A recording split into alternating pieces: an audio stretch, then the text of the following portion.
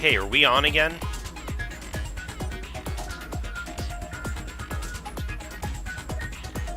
I think I am.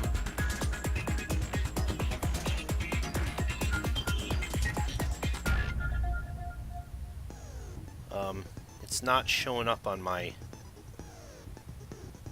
It's once again not showing up here. Let me... Oh, wait, no. Okay. Hold on, let me refresh. Okay, good. Alright then. Oops.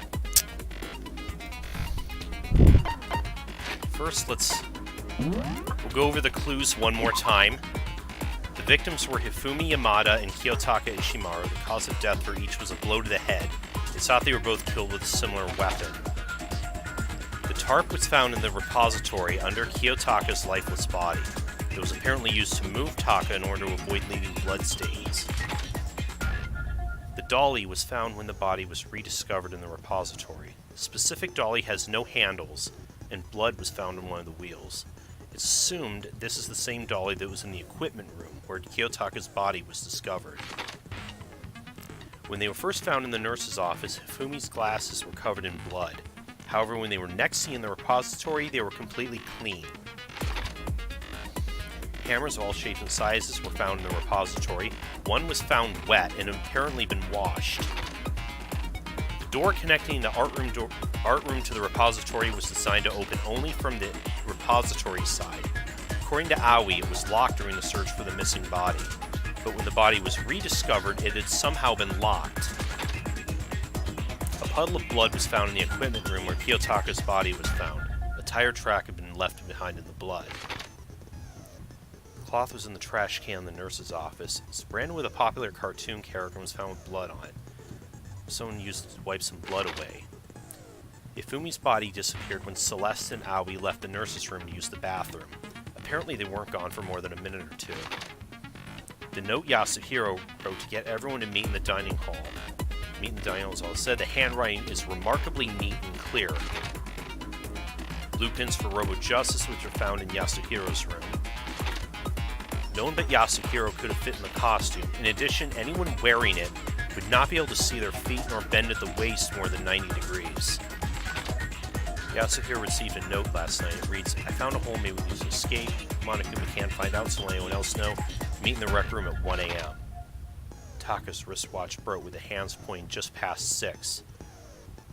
As of last night, the watch still worked, means it must have been broken the following morning when he was attacked. Taka's lifeless hand was found clutching a small scrap of paper. Hifumi had this note hidden on him. The edge appears to be torn.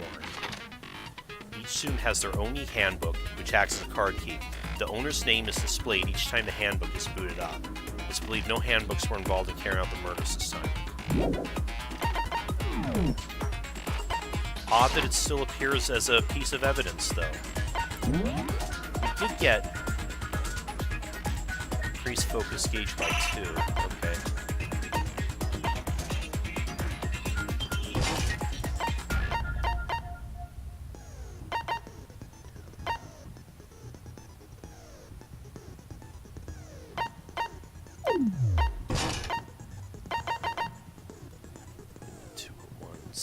Oh, this... Aw, shit.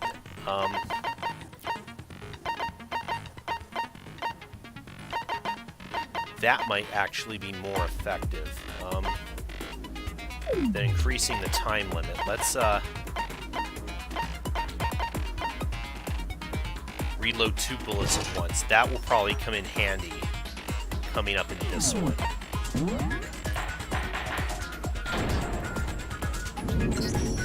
Let's begin with a basic explanation of the class trial. So, your votes will determine the results. If you can figure out who done it, then only they will receive punishment. But if you pick the wrong one, then I'll punish everyone besides the blackened, and the one that deceived everyone else will graduate. Now then, to begin with... We already know who did it. Oh. Was that? It was Hiro. He does not have an alibi for when the murders took place, and we found him in that suit. Don't try and deny it! You killed them! I didn't! Someone knocked me out! I was asleep the whole time! I don't know anything about it!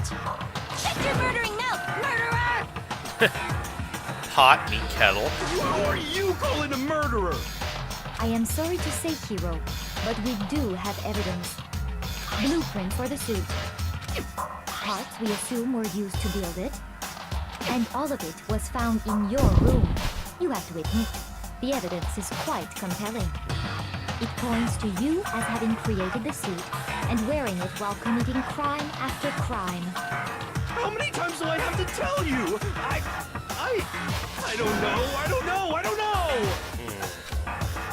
Is Hero really the killer, or for anything else, we have to make that clear.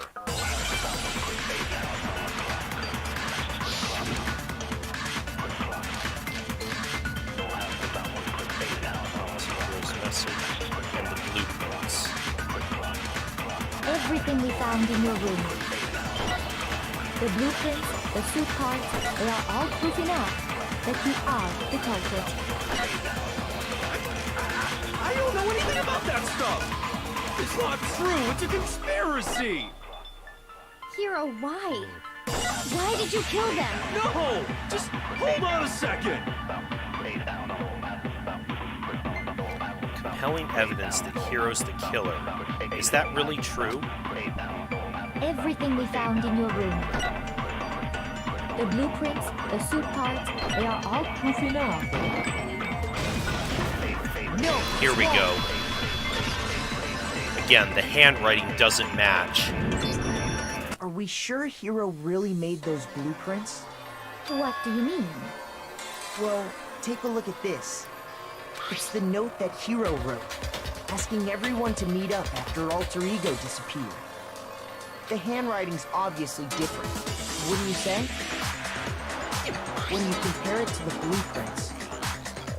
There's Yeah. no way you could think the same person made both of them. Unless that person made it a point to disguise their handwriting. No, the differences are bigger than that, I think. Come on! I'm not smart enough to think of trying to change my handwriting anyway.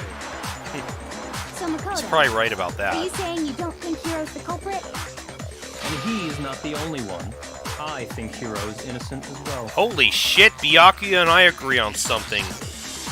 It's a Christmas miracle. Then who was in that Robo-Justice suit? Is it like Hero said? Was there really someone running around in a second suit? The suspicious individual hidden within the suit. Go ahead, Makoto. Tell them who it was. And of course he passes it off to me. So, who was in the Robo-Justice suit? There wasn't a second suit. The Illuminati, yeah. No, it was Hero. I got it! Other than Hero, But I it was can't all think of part of anyone the else it setup. could've been. It's pretty obvious that Hero is being framed. Obviously, he was the one in that particular suit, and we never found any kind of second suit. Then there can be no doubt. Hero is the prime suspect. That doesn't make any sense. You just said Hero didn't do it. It makes perfect sense. Hero was the suspicious individual in the suit, but he's not the culprit. So what you're saying is... That's right. The culprit in this case has nothing to do with being in the Robo-Justice suit. What? Now that's a bold assumption. That was all a decoy. And what reason do you have to make such a statement? You do have a reason, yes? Of course. But before we get to that, there's something else we need to clarify first. So let's get that out of the way. Okay. Hey, stop trying to boss us around. All things have a proper order. So what is it? What needs to be clarified? We must clarify the method of transportation for Taka's lifeless body. Okay. I It would think we know what seem that his is. corpse was moved using certain particular items. Makoto, can you tell us what they were? I can. Things move Taka's body. The tart. I got it! There's still one more thing. The dolly. I got it! They were a dolly and a tarp, right? What's with the attitude? Yeah, why you sound so disappointed? Let's see if I can explain. Taka's body disappeared from the equipment room, and then we rediscovered it in the repository. And when we found it for the second time, it was wrapped in a blue tarp, right? It was the same tarp that up until then was stored in the equipment room. So the killer must have seen it there and decided to use it when they moved Taka's body. That way, they wouldn't leave any bloodstains while they were moving it. Okay, that explains the tarp. And the dolly? Same thing. I'm sure the dolly was in the equipment room when we first found Taka's body there. But when the body disappeared, so did the dolly. Later, when Taka's body reappeared in the repository, so did the dolly. In other words, you think they used the dolly to move the body, am I right? But are you sure you are not mistaken? Huh? Are you absolutely positive the dolly was in the equipment room when we found Taka's body? That dolly was made specifically for moving large objects between the repository and the art room. It would be very strange indeed to discover it had made its way to the equipment room. Is it not possible that it was in the repository all along, and you simply didn't realize it? She's raised an though? objection. How do you respond? There is no shame in being wrong. Nobody expects much from you anyway. Hey! We have all accepted the fact that you rarely understand what is going on around you. Beg your pardon? I solved the last 2 cases, hun. Wow, I've never had anyone around sound so nice while being so mean. But maybe I can change your mind. If I explain why the dolly must have been moved from the equipment room to the repository. The new elements added to bullet time battles. Reloading. Okay, yeah, that was why I added that particular skill. Yeah, so now I have an ammo limit when I'm doing that whole rhythm game thing, and now I have to reload during it as well. You can reload with the X button. Okay. So yeah, we are already going into one of these. You have it wrong. I cannot agree. You are a fool. So pathetic. Lies will get you nowhere. Do your worst. Away with you. You miserable wretch. I cannot agree. You are a fool. Lies will get you nowhere. Do your worst, you miserable wretch. You have it wrong. I cannot agree. You are a fool. So pathetic. Lies will get you nowhere. I cannot agree. This should prove it.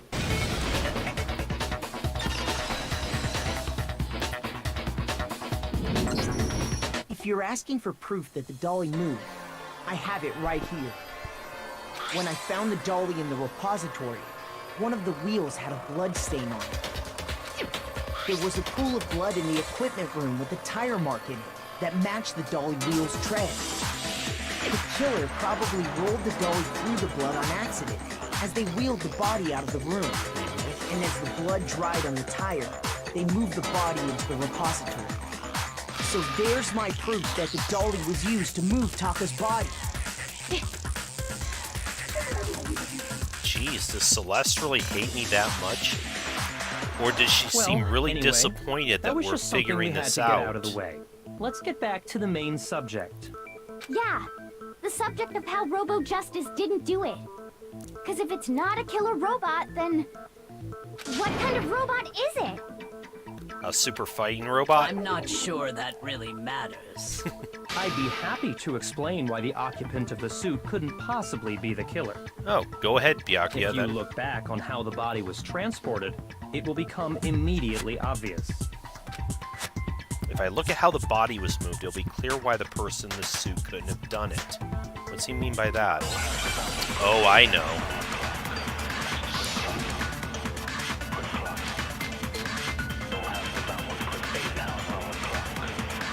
As we know, Taka was killed in the equipment room. And from there, the body was moved to the repository, correct? Yeah, the culprit wrapped the body in the cart, then loaded it onto the dolly and wheeled it off, right? Now, keep in mind that the dolly doesn't have a handle. Well, yeah, but even without a handle, all you'd have to do is bend over. Then you could push the dolly no problem. So the killer just crouched down and carted the body off to the repository. If you accept everything we just said, then you must realize that whoever was in the suit couldn't possibly be the culprit.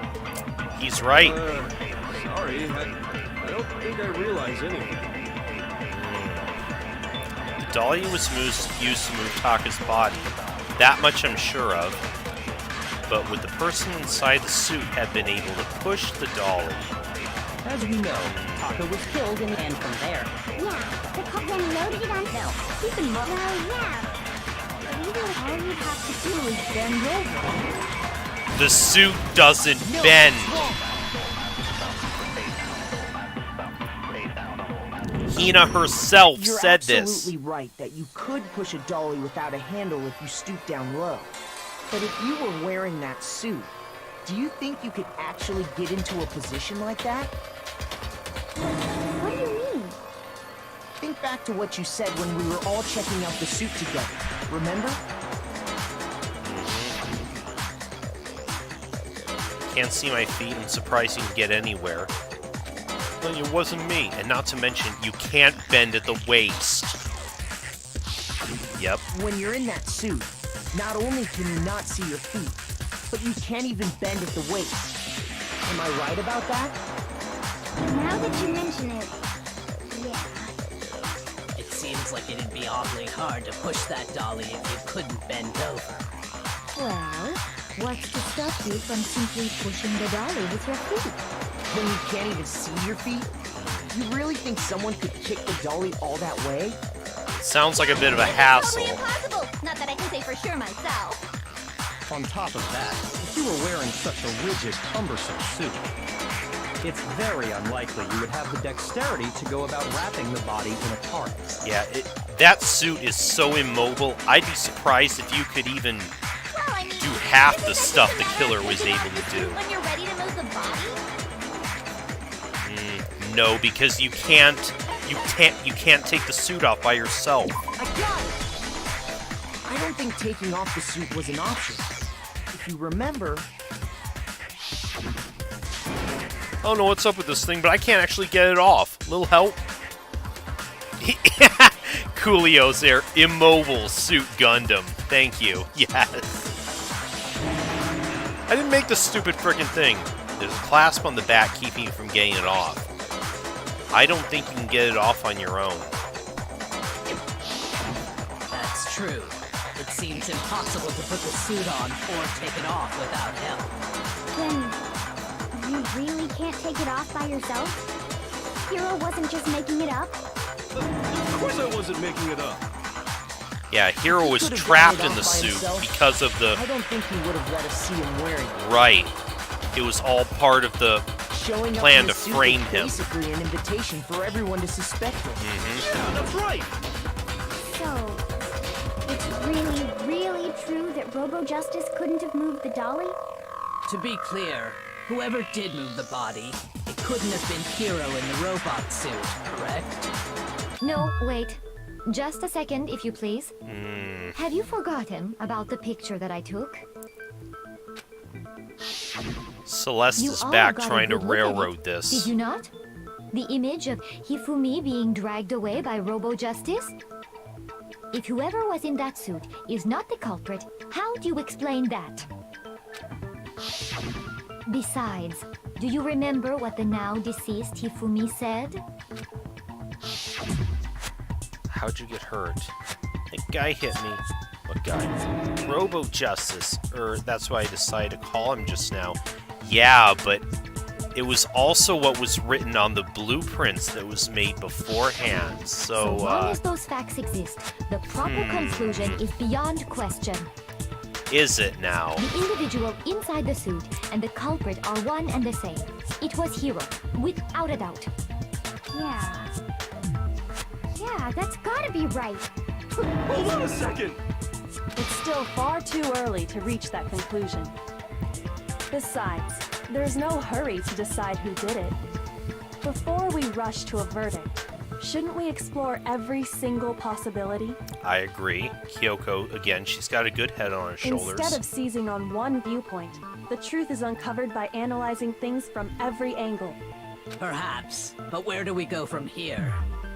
Let's review this series of unfortunate events from the beginning. Maybe we'll uncover something new. What a pain in the ass! I don't disagree, but our lives are on the line. If this is what it takes, we have to do it. Sakura's Plus, right too. Maybe we'll get to find out where the heck Kyoko was when everything went down.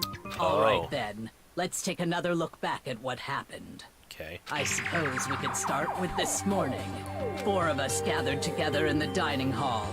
Makoto, Hina, Kyoko, and myself. We waited there for quite a while, but nobody else showed up, so we went to look for everyone. That was around 8 a.m. And as soon as we split up, Kyoko went missing.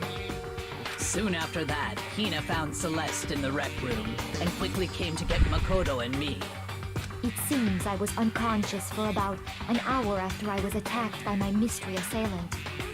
I know it was an hour because I remember being attacked a little after 7. That was when we saw Celeste's picture and discovered that her assailant had been wearing a strange costume. As it turns out, it was Robo Justice. It also soon became clear that this same Robo Justice had abducted Hifumi. We were soon joined in our search by Byakuya and Toko, and then went on to find Hifumi in the library. He was injured, so we took him to the nurse's office and resumed our search for the suspect. But not long after leaving the nurse's office... What's wrong? I saw a shadow. Something moving around the top of the stairs. When Celeste told us that, we decided to split up and search the second floor. And soon after that, I saw someone moving around on the 3rd floor, and I yelled out to everyone as soon as I did. Celeste has just been directing traffic, hasn't she? This whole time. What's wrong? That was a rather intense scream for someone like you. The strange costume man, he ran off as soon as I screamed. He's blocking his ears. and then...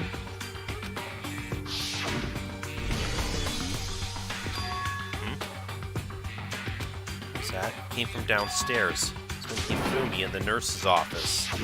At that point, we decided to divide up into 2 groups. Celeste, Hina, and I went back to the nurse's office, while Sakura, Byakuya, and Toko chased after the suspect. When we got back to the nurse's office, we found Hifumi, dead. And that's when we heard the body discovery announcement. I left Celeste and Hina there and headed back to the 3rd floor to let the others know what had happened. Meanwhile, we had just discovered Taka's body in the equipment room. We must have found both bodies at almost exactly the same time. Yes. Because we heard it's the true. same announcement not long after we discovered his body. And that's when I told you guys about Hifumi. Then the 3 of us headed for the nurse's office. But right after we left the physics lab, we ran into Celeste, who'd arrived after us. And she told us something very surprising. His body just... We rushed back to the nurse's office and saw that she was right. Then we remembered we'd left Toko passed out in the equipment room, so we hurried back again. This can't be happening. Are we hallucinating or something? But when we got there, we discovered that now Taka's body had also gone missing. Next thing we knew, we were searching the school for 2 missing dead bodies. And after some time... Celeste informed us that she'd found the bodies, and we all headed to the repository, which is where we rediscovered the corpses. Correct. I think that about covers it. Yep. I see. The whole thing sounds exceptionally complicated. It certainly seems to me that these are not a simple series of connected events. Oh, hey, Scarlet. Okay, well, Good of you to join if us that's now. true, then what? Rather than a least single you're series of events, Coming I in think we once have to we're in the consider meat of each potatoes murder of a this. separate situation. And from there, we can uncover the contradictions surrounding all of them. Now then, let's get started, beginning with what happened to Taka. The contradictions hidden in what happened to Taka. To uncover the truth, I have to find them no matter what.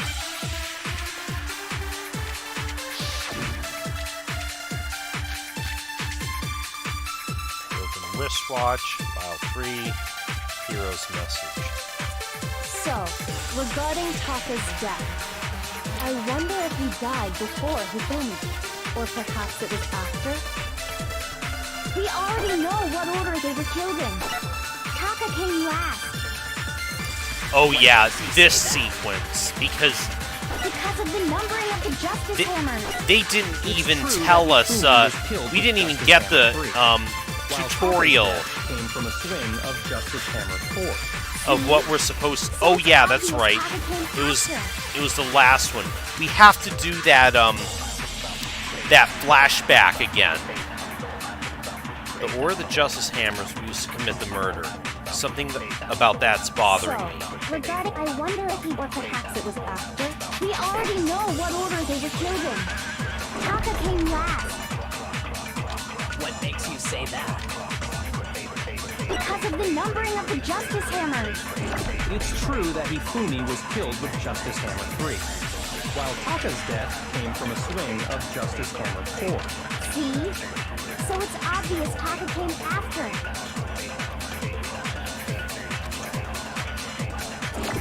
So, regarding Taka's death, I wonder if he died before, or perhaps it was after. We already know what order they were killed in. Taka came last. Oh, did that... What makes you say that? Because of the numbering of the Justice Hammers. It's true that Hifumi was killed while Taka's death. See? So it's obvious Taka came. Yeah, but... So, I wonder if, or perhaps it was after. We already know what order they were killed in. No! There we go.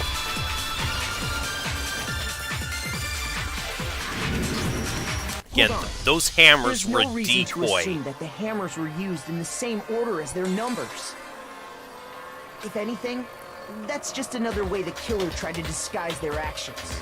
So you're saying the culprit wanted us to think the hammers were used in order, Right. but in reality, Taka was killed before Hifumi? His wristwatch was broken at 6. Okay, So then. that's probably Let's when see he the was proof. killed. Evidence that proves Taka was killed before Hifumi. Yeah.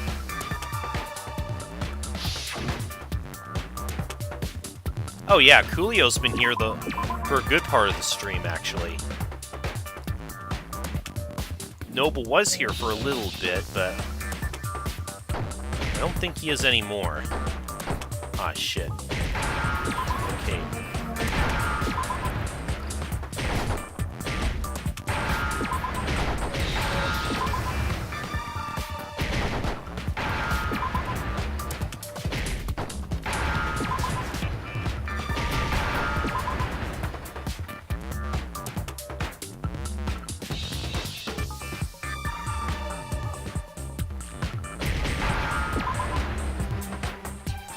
Now I understand! I've got it! Yeah, he was here for a Taka's little bit wristwatch. on my last stream, too. See? Look! It broke with the hands pointing just past 6 o'clock. It must have gotten broken when he was attacked by the killer. Because as of last night, Yeah, how long you keep us waiting? Stared at his wristwatch. so if it wasn't broken after 6 last night, Up, and he now must he's have off been attacked playing around Killing 6 Floor this 2. morning.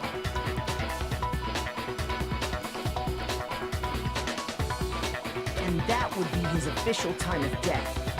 But if that's true, then he was killed well before Hifumi. And before Celeste was attacked this morning, which happened around 7. That's right.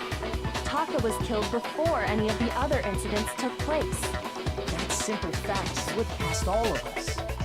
We made the wrong assumption about the order of events, all because of those justice hammers. Yep. That's exactly why the culprit wrote the numbers on each hammer and had them increase in size. That way, when we saw how they were used in each incident, we'd easily make that wrong assumption. Now, if Taka was killed around 6, then everyone's alibis for his murder go out the window. Ah. Because when he was killed, we hadn't met up in the dining hall yet. That may be true in the case of Taka's murder, but all of our alibis still hold true for Hifumi's death. That's right. With him, at least, we're all safe. Are we now?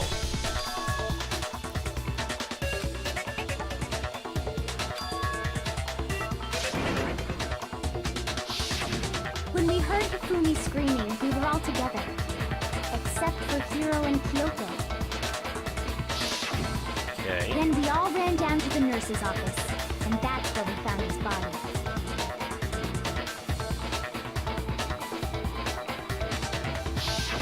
Totally true. We're all in the clear.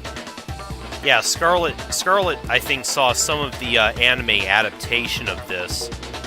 Of course, I also showed him the Recorded him screaming on a tape or something. the then abridged played it parody later of on. it too.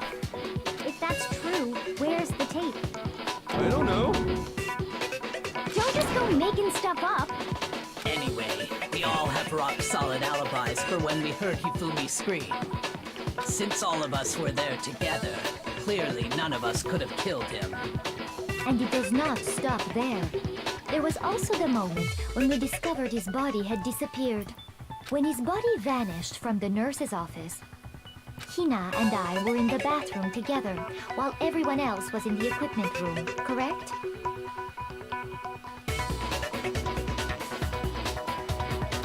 Yes, yeah, you saw the abridged, and then of course that's based off the anime adaptation, and which does actually follow the game really well.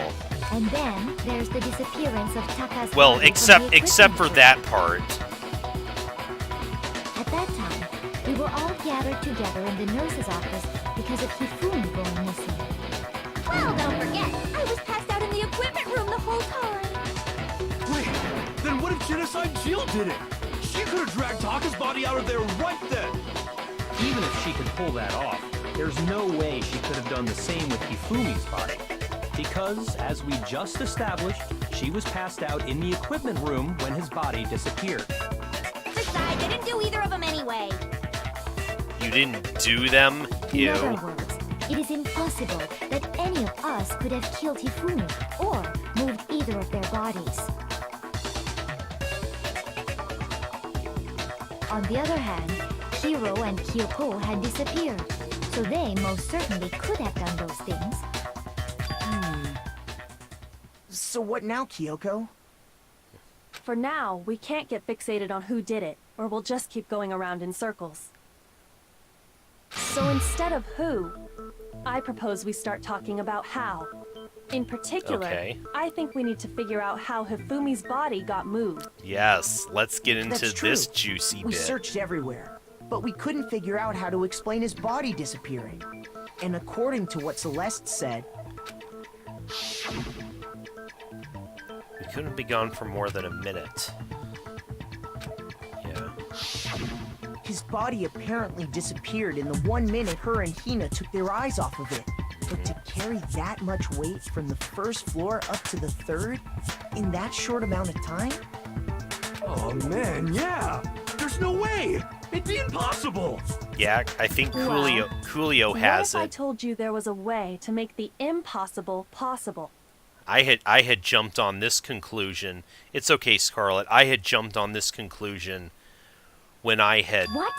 How? the first time I played this case. If the dead body were to move itself. Again, I've played enough Ace Attorney where I know a few of these tricks. The dead body moved on its own? No, not another ghost. I don't think it has anything to do with the occult.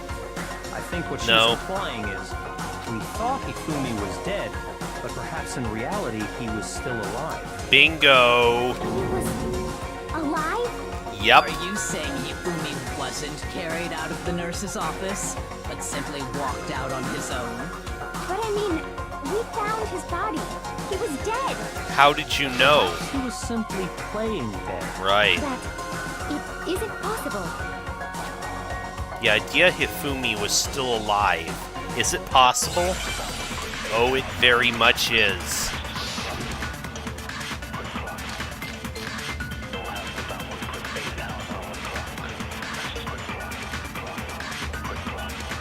Are you saying... Wait, what was the equipment room bloodstain? Oh, right. Celeste's account.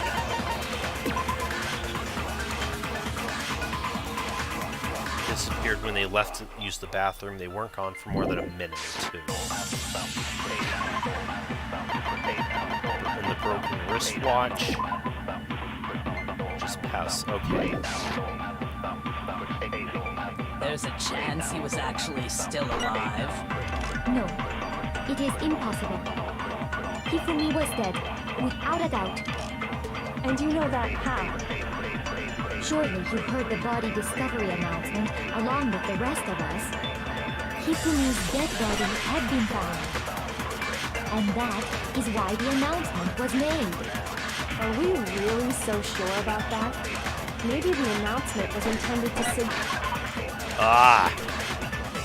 Yes. Oh, did I not get the thing in time? The body discovery was only made once. Are you Right. saying that when we first found Hifumi in the nurse's office, And then when we found the bodies again, the announcement happened again. No, it is impossible. Hifumi was dead, without a... And you know that surely you heard the body discovery announcement. Hifumi's dead body had been found. And that is why the announcement was made. Are we really so sure about that? Maybe the announcement was intended to signal someone else's discovery. Oh, that... No, shit. Shoot! are you saying That when we first found there's a chance you... No, Hifumi was dead, and you know that surely you heard the body, but Hifumi's dead body, and that is why the announcement... Are we real? Maybe the announcement was intended to signal someone else's discovery. Are you saying that when we first... there's a chance he was actually still... No, Hifumi was dead, without a doubt. And you know that how? Surely you heard the body discovery announcement along with Hifumi's dead body had been found. There. No, it's wrong.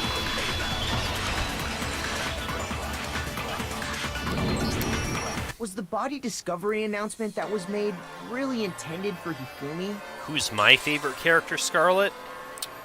Hard to say because this game really introduced a lot of actually really compelling characters. They did a really great job of it. Was. The announcement played right after we discovered his body. Maybe. But that was also the same time that Taka's body was found. That's right. It wasn't long after finding his body that we heard the announcement. So there's a good chance we've made a mistake in there somewhere. I think we've confused whether the announcement was for Hifumi or Taka. Yeah, because we discovered the bodies First at of all, about the if same two time. bodies had been found, there really should have been two announcements. Maybe Monokuma simply got lazy and rolled them together into one. How about it, What do you bear say, shit? Monokuma? Any comment? Well, it's a very sensitive issue, so I can't go into too much detail. But what I can say about the body discovery announcement is that it's only broadcast when 3 or more people find a dead body for the first time. That didn't answer our question, man. We're asking if you're a lazy bum. No, actually, that was plenty. He said it's only broadcast when a body is discovered for the first time. Right. Which means... When we found them for the second time, the announcement was played again. Even if we find the same body again later, he won't make the announcement again. Uh-huh. If that's true, then why was the announcement made again later on? Huh? Later on? Exactly. We heard the body discovery announcement twice. The second announcement, the first time it played was when we found each body in the nurse's office and the equipment room. The second time was when both bodies were rediscovered. We heard it a second time in the repository, when we rediscovered the 2 bodies.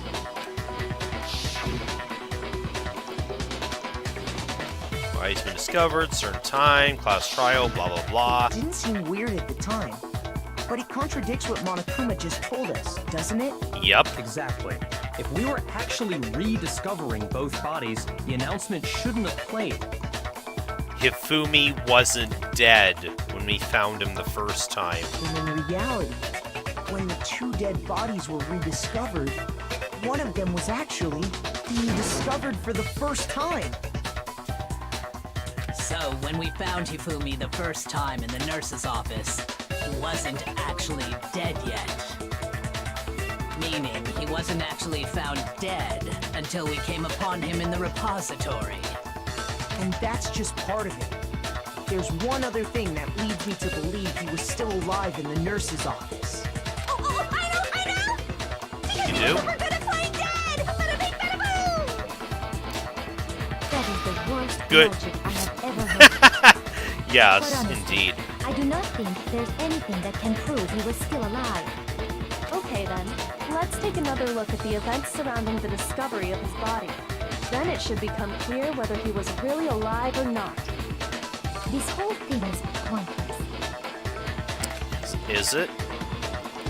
There has to be proof that shows Hifumi was still alive.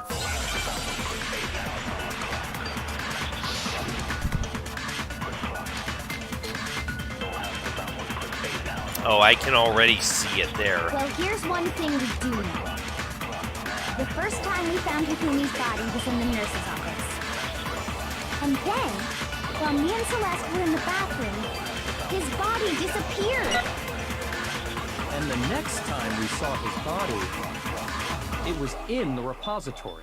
Nothing wrong with that, But Scarlet. when you compare his body before being moved and his body after being moved, I'll admit Chihiro was other still than the pretty change cute. in how it was positioned, I'm not ashamed there to was admit no it. notable difference. Oh, was there now? Then, Okay, was I he see really that. still alive? Of course not. It is impossible. This is ridiculous. The reason I can say Hifumi was still alive. Yeah. Yep, we know. Well, Okay. here's one for the first time we found it again. But his body disappeared. And the next time we saw it was in. But when you compare his body before being moved and his body other than the change in how it was positioned, there was no notable difference. Oh. Nope. No, it's wrong. The blood on his glasses was gone. In fact, there was one clear difference between Hifumi in the nurse's office and the repository. His glasses. Yep. That fact alone proves that he was only playing dead in the beginning. Perhaps you'd like to fill the rest of us in? Oh, you didn't know? When we found Hifumi in the nurse's office, his glasses were covered with blood. Guess better call somebody. But when we found him again later in the repository, Yep, they were clean. spotless. And I found the item he used to wipe them clean in the nurse's office trash can.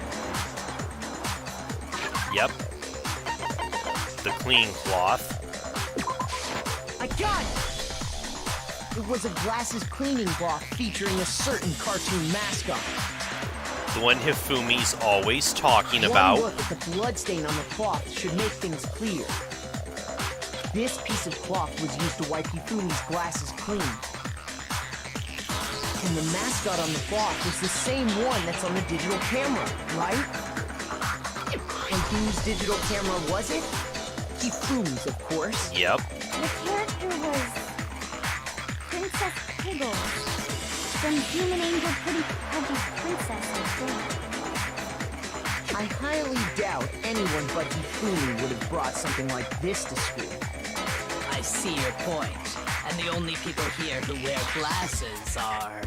I wouldn't be caught dead using a tiny piece of garbage like that. I didn't think so, Byakuya. This is all I need to keep my glasses clean. Then there's no question. It belonged to Hifumi. So what you're saying is... What exactly? What I'm saying is, the blood on his glasses was wiped away using his own glasses cleaning cloth. Even if that is true, it does not mean he wiped the blood off himself.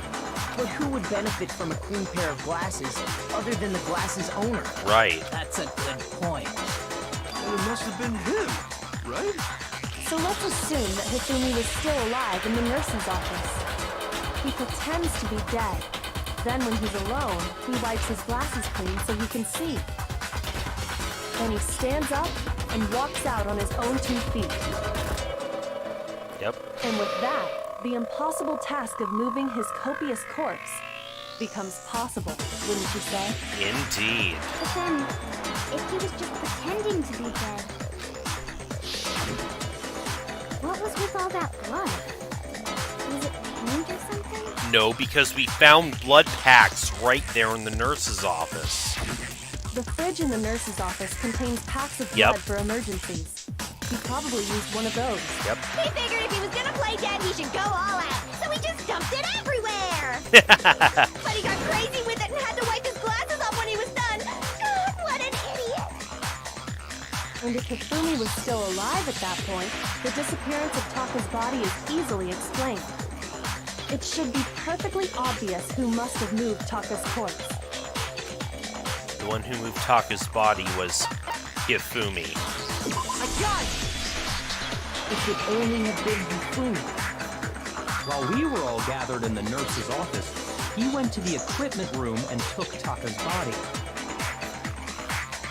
That also explains how the door to the repository got locked. The door was locked? Well, after the bodies disappeared, we all went looking for them, right?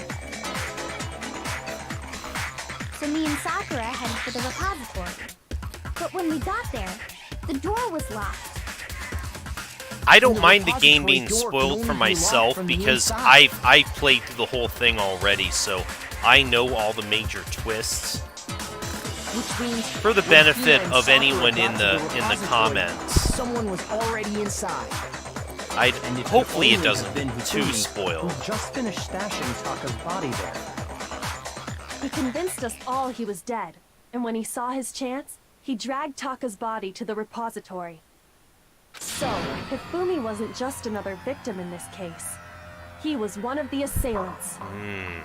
So he, But that means he took part in the murders. yep. I Yep. just can't believe it. If you're having trouble, would you like me to show you one more piece of evidence? Oh, do. There's more? Oh, absolutely. The single biggest fact pointing to his involvement has yet to be revealed. You know what I'm talking about, right, Makoto? Yep. The item he took off of Taka's lifeless body? The note.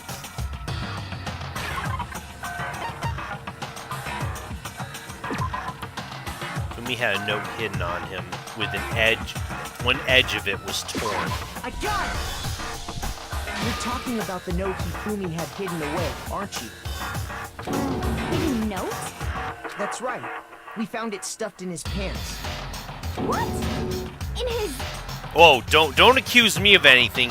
Kyoko was the one who who is going through his pants. Yes, his pants. Okay, well, forget about the pants for now. Take a look at what the note says. Found a hole maybe we can use to escape. Monokuma can't find out, so don't tell anyone else for now. Let's meet in the equipment room at 6 a.m. That's the note I was telling you about. The one that told me where to go. Yeah, but yours said 1 a.m.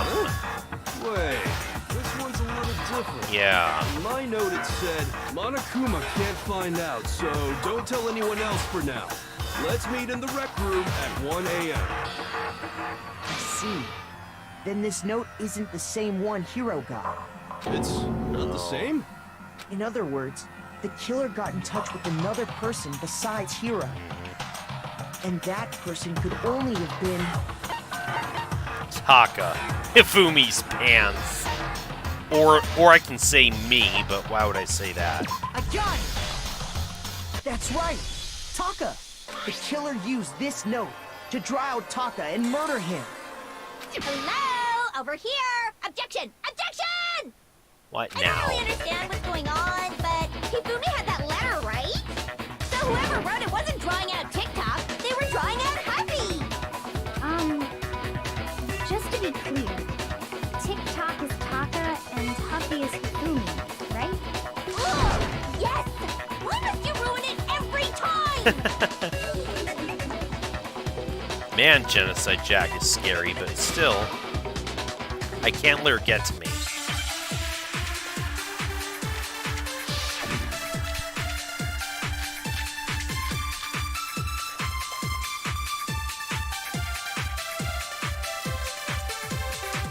Huffy had the note, right? Then the person it was intended for must have been Huffy! But remember what the note said. What time did it say to me? 6 a.m. The time doesn't matter! The note has nothing to do with TikTok! The time mentioned in the note, I feel like that's the key. Right, the wristwatch. Because it was broken at 6, and then... But remember what time did it say to me? 6 a.m. The time doesn't matter! The note has nothing to do with TikTok! No, it's wrong.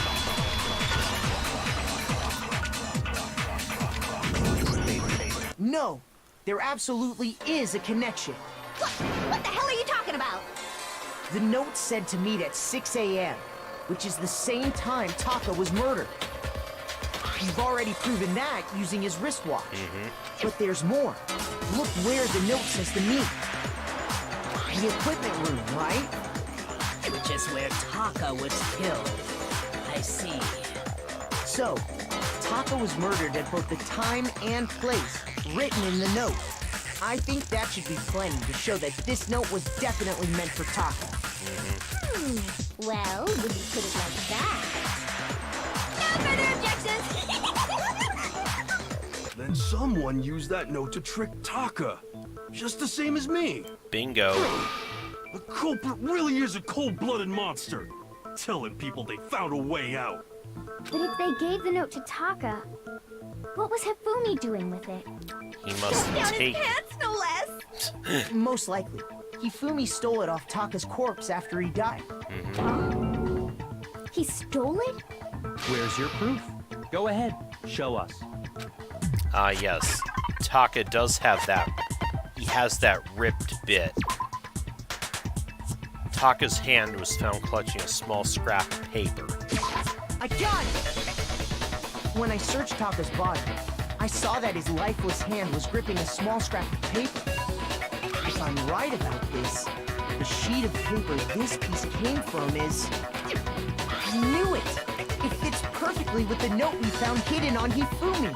You just now tested this? Then Taka's scrap and Hifumi's note. Yup, they're from the same piece of paper. Hifumi had the note meant for Taka, while Taka's corpse still grasped a small piece of that note. There is only one way to explain it. That's what it's looking like, Coolio.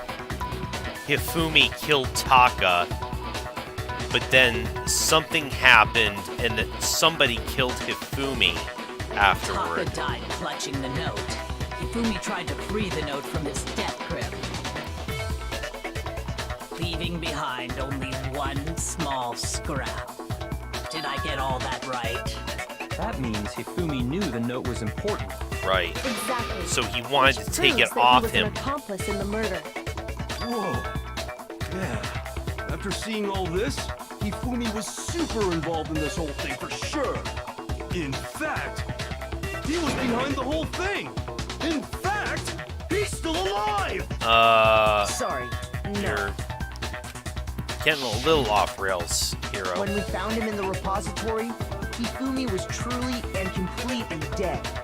The second body discovery announcement proves that. Right.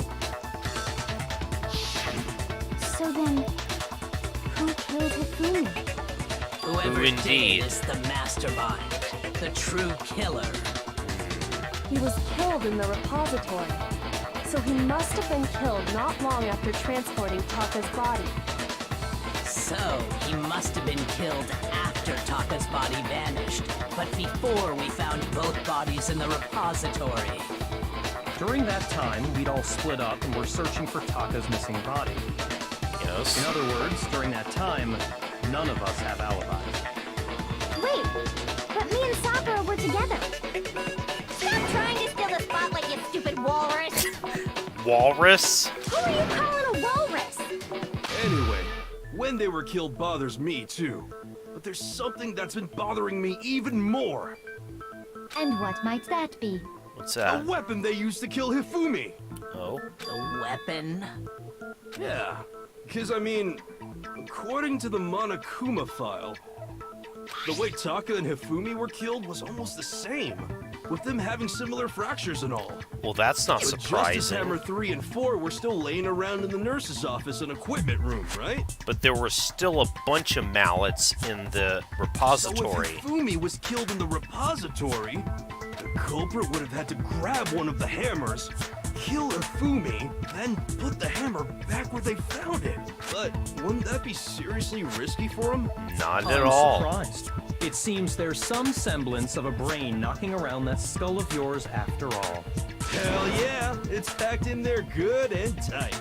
He's right. You know, though. at least Hifumi's I don't trying. understand it either.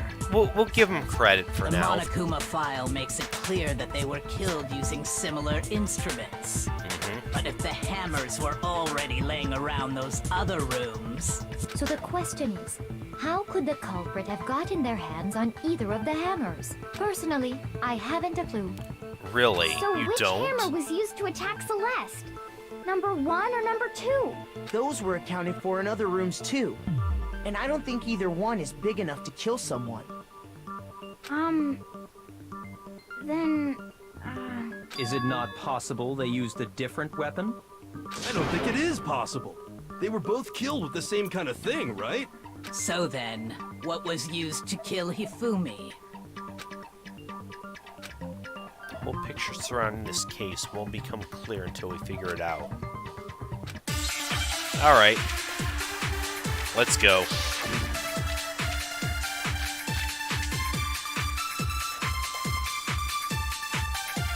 What was used to kill Hifumi?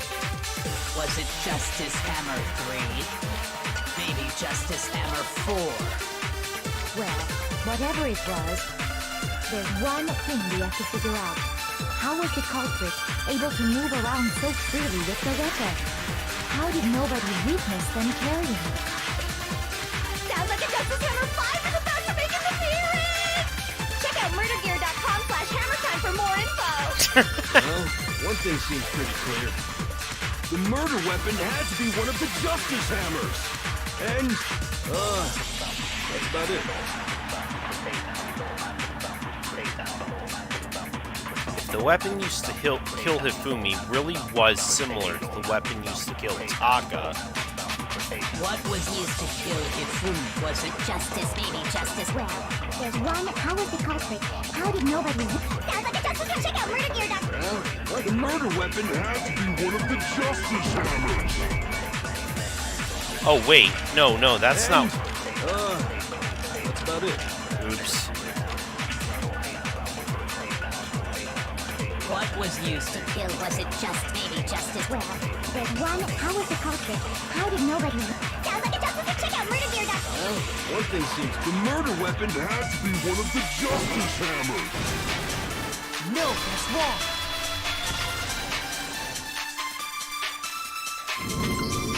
The murder weapon wasn't a justice hammer at all. No, it was something completely different. But, seriously? A different weapon? Specifically, Too a many hammer H from the names. I got repository. tongue-tied. The Yes. killer could have easily used that to kill Hifumi. There are a lot of H's. All the hammers in the repository were covered in flecks of grit and debris. But for some reason, one of them had been scrubbed clean. Yep. And the reason it had been scrubbed clean was most likely because it was used to commit murder. If the hammer got covered in Hifumi's blood, of course they'd have to clean it off. I'd also like to point out that the repository has all kinds of hammers. Big ones, small ones, and even some flat mallet-like ones. I think whoever made the Justice Hammers used those as a basis for their design. Agreed. If that's true, that would explain the Monokuma file's note about the wounds being similar. So Hifumi moved Taka's body to the repository, where someone then used the hammer to kill him. And whoever did that is the true killer. The one Hifumi was working with. And the one who betrayed him. Yep. Hold on a moment. I still think it's strange to assume someone was working together with him. Why do you think The that? way the graduation rule works, there is no benefit to helping someone else carry out a murder. So Okay. the idea that anyone would work together like that is simply ludicrous. We talked about this, did we not? That is true, but... That's what we thought at first, but...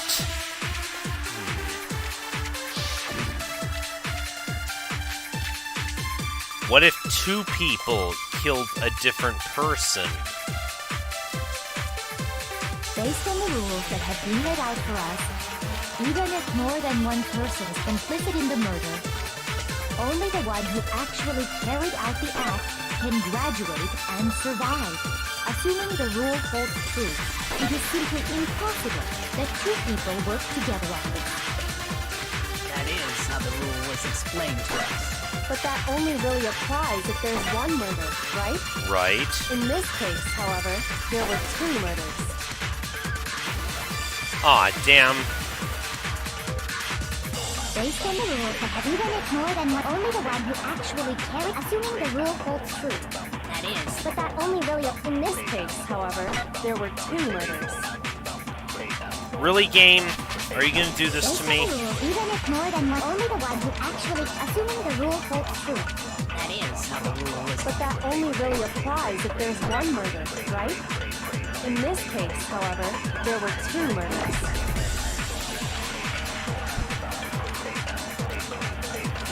Based on the rules that have been laid out for us, even if more than one person is complicit in the murder, only the one who actually carried out the act can graduate and survive. Assuming the rule holds true, it is simply impossible.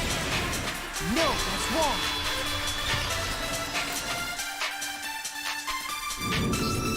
Yeah. Since there were two murders, it's at least plausible that more than one person was involved. Right. What if there were two murders and one person What do you mean? did a different murder? If there'd only been one murder, then yes, the idea of an accomplice isn't really worth considering. Naturally, if only one person can be saved per murder, an accomplice has no risk versus reward benefit. Risk versus reward benefit? The payoff for working together. The reward that balances out the risk of taking part in the scheme. There's no point in being someone's accomplice if there's no benefit to you. However, if there were some potential mutual reward for the risk, then cooperation becomes possible. You're saying that two people could act as each other's accomplices to commit two separate murders. I Right. think that's what the true killer told Hifumi. They would each have an accomplice for their crime. And Yep. based on the case's events, Hifumi would have been the first one to act, murdering Taka. They made him carry out the first murder so he couldn't back out of helping them later on. So in this case, there wasn't one single person committing multiple murders. Right. Instead, each person killed someone, creating two separate incidents. And it only looked like one person because that's how the true killer designed it to look. A Bingo. single suspicious individual, a similar weapon used in each crime, disappearing bodies. By creating one seamless set of circumstances, they made it look like one person was behind it all. The mastermind picked their target and managed to convince him to go along with their plan. But who was And then, it? to avoid the no accomplices rule, they simply killed their accomplice. Yep. Which, if true, means that betraying Hifumi was part of the plan from the very beginning. Yep. That's just awful. How could anyone be so cruel? You think so? I can't help but admire its cunning. Still, their choice of accomplice seems odd. The effort made to convince us the two murders were the same. That was the main characteristic this time. Kyoko must have noticed that from the very beginning. Which is why she said not to look at this as a series of connected events, but entirely separate incidents. Kyoko really is amazing, although, when you think about it, she's almost too amazing. Like, almost unnatural how good she is at this. I understand how an accomplice could be involved. But then, who was the one pulling Hifumi's strings? That's problem numero uno right now. Yeah, that's the one we should be looking for now. The true killer manipulated Hifumi to carry out a number of actions, and in the end, murdered him. In the debates up till now, the way the case unfolded, when you consider that, there's really only one person who seems to fit. Oh, we have to choose. I know who it is. I really don't. Again, I really don't want to admit it. I so wanted to like this person, but in the end, I mean, really, you did not cover your tracks very well. Here's my answer. It was Celeste. So I'm the suspicious individual now, am I? I really do hate this kind of joke. A joke? I wonder. Because you directed traffic so well. Even Mondo, I didn't suspect him until near the end. So what you are saying, then, is that I specifically chose to work together with Hifumi. But Celeste was so suspicious from the start about how much she directed us from one point to the other to discover the order of the Justice Hammers. The idea that I would choose to spend any amount of time interacting with him, that I would go within 10 feet of that. Shit the brains, that lazy, worthless, goddamn idiot! Oh God, and now this! Pardon-moi. Just to be clear, there is evidence to support it. Is that so? It is. Throughout the investigation, there was certain behavior that was common only to the two of you. Considering what we've learned so far, it only further proves that the two of you were working together. Only Hifumi and Celeste had in common. Encountering the individual. The behavior they had in common has to do with the suspicious individual in the suit, doesn't it? The only ones who ever actually saw Robo-Justice firsthand were Celeste and Hifumi. Bingo. Shush. The adults are talking now. Excuse Sorry. me? As he said, only Celeste and Hifumi ever laid eyes on the costumed individual. If we accept that Hifumi was one of the culprits, we can't help but suspect what Celeste has said as well. Are you saying everything they told us was a lie? Yep, again, Robo-Justice was a decoy. After taking Hifumi to the nurse's office, we all began our search for this individual, correct? And not too long after that, do you remember what Celeste said?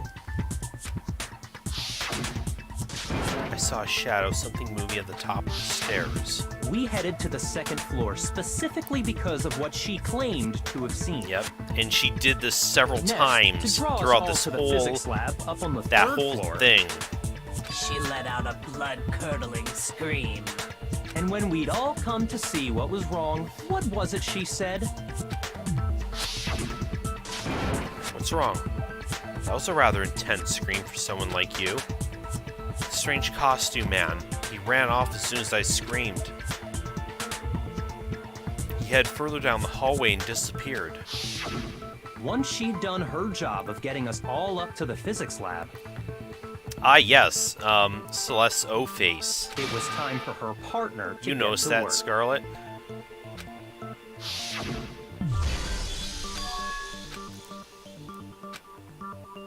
Even downstairs, it must have been Hifumi. You have to go back. It was to get us to divide Yep. into two groups.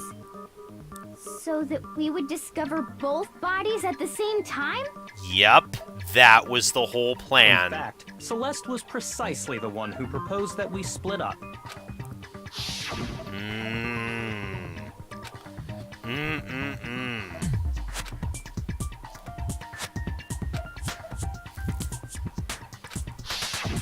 Well, if Celeste and Hifumi were working together, all those chance events suddenly become connected.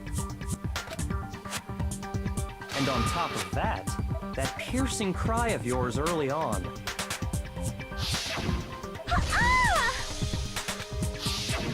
That was to signal Hifumi, wasn't it? Oh, It was your it? way of telling him, we're on the third floor. Everything's going according to plan. Why else would you let out a scream that could have carried across the sea? I just realized another strange Nothing, thing. Celeste? When we found Hifumi in the nurse's office, who we now know was only pretending to be dead,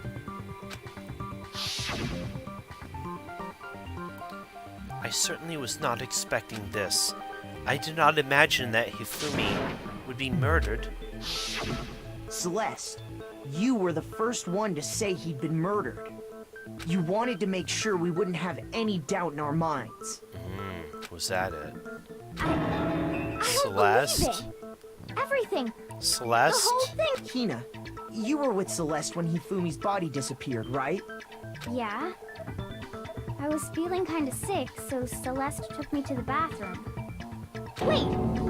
Then that was... Oh, that was to take her... That was to give Hifumi an opening She wasn't to worried about leave. you.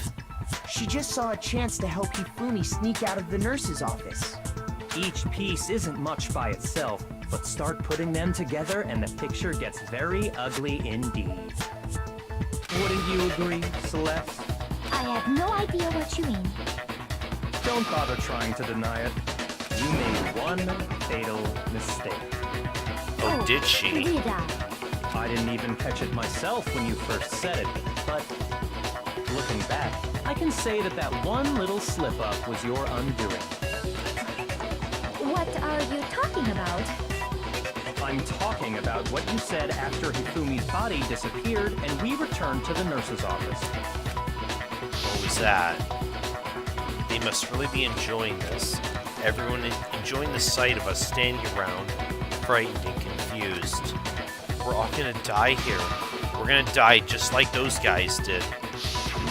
I remember her saying that too, but I don't understand what's so strange about it.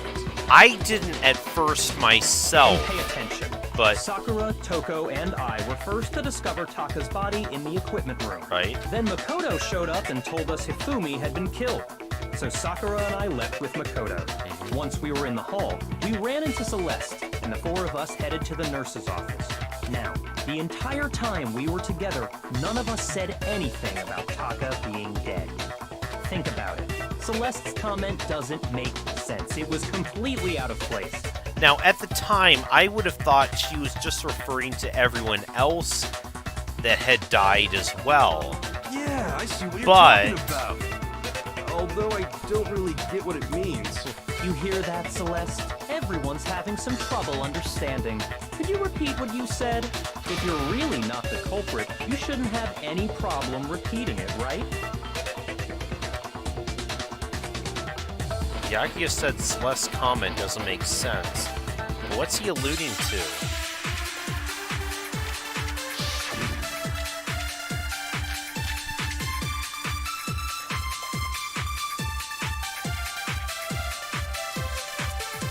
All I said was, they must really be enjoying this. Enjoying the sight of us standing around, frightened and confused. They must be positively elated. We are all going to die here. We are going to die, just like those guys died.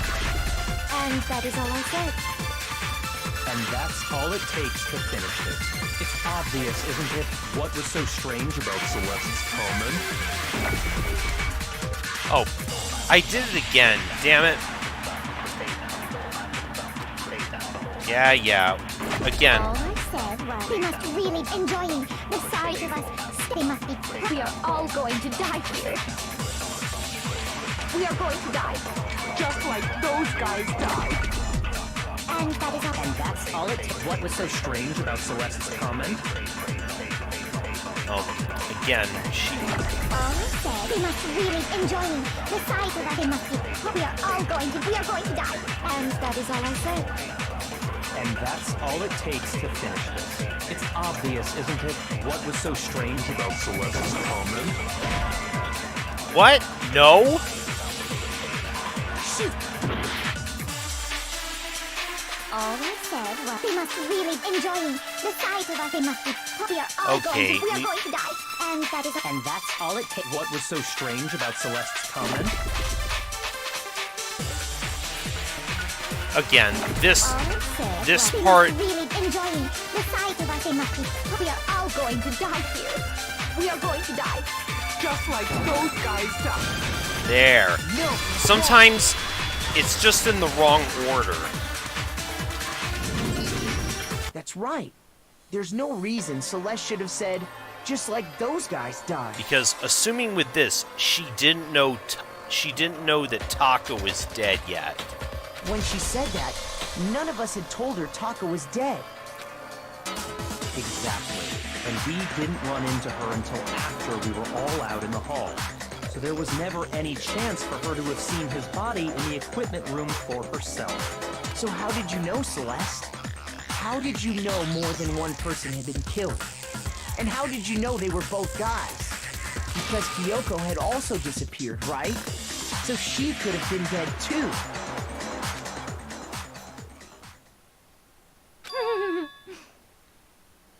You all have Celeste. such vivid imaginations. You know that? Celeste. Imaginations. You claim that I was lying when I told you about the suspicious person I saw. Then what about the picture I took?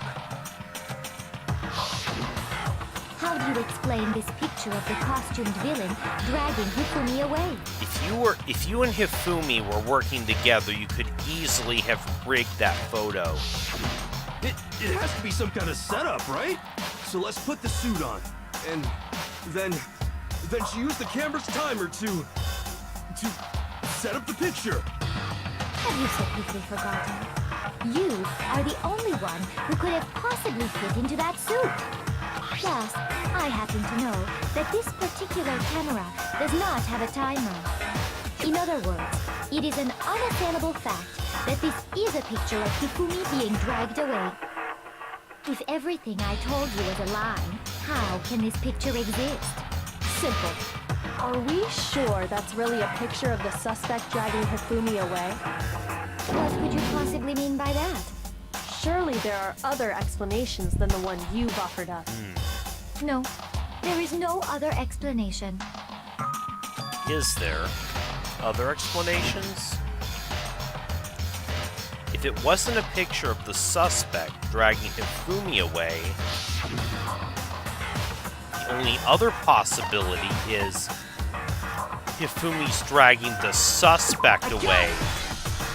It's not a picture of the suspect dragging Hifumi away. I would say it's a picture of Hifumi dragging the suspect away. That's certainly within the realm of possibility. The one being dragged off in that picture isn't Hifumi, but the person in the robot suit. We've simply been led to believe that it's the other way around. And the strange costume might only exist to lead us astray even farther.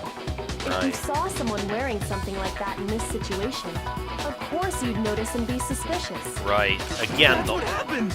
You put me to sleep and made me out to be the bad guy in all this! Right, that whole Robo-Justice suit was a decoy. Such a thing is utterly impossible. Oh, right. Hifumi was dragging him away? Ridiculous. Is it? I don't think it's ridiculous at all. Then shut your mouth and allow me to educate you. Oh, right. Celeste thinks she can prove there's no way Hifumi is dragging the suspect away. But is that possible?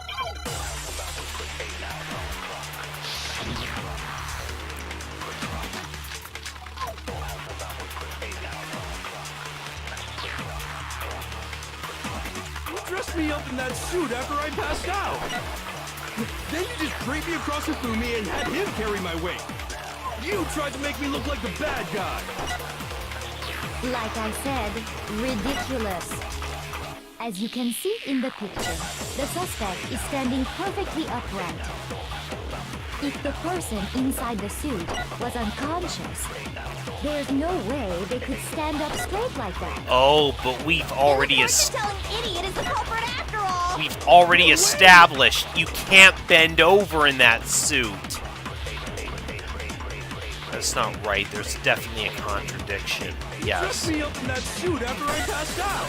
Then you just draped me across Hifumi and had him. You tried to make me look like the bad guy! Let me just double check with the Robo-Justice costume. Yes, they can't bend their waist at 90 degrees. As you can see in the picture, the suspect is standing perfectly upright. If the person inside the suit was unconscious, there's no way they could stand up straight like that. No, that's wrong.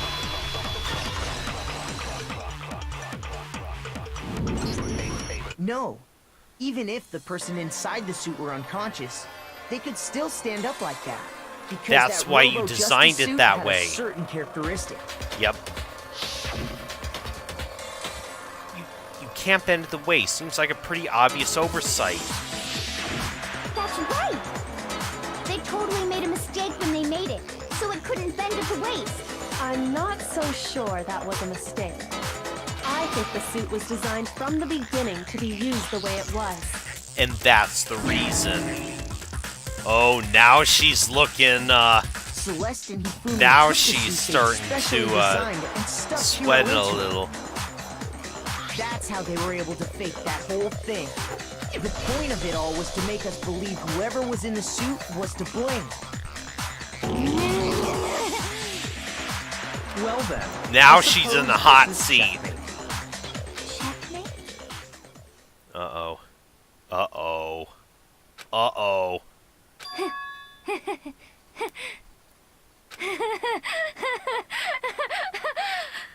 Don't make me laugh, you idiot! Oh, wow. Checkmate!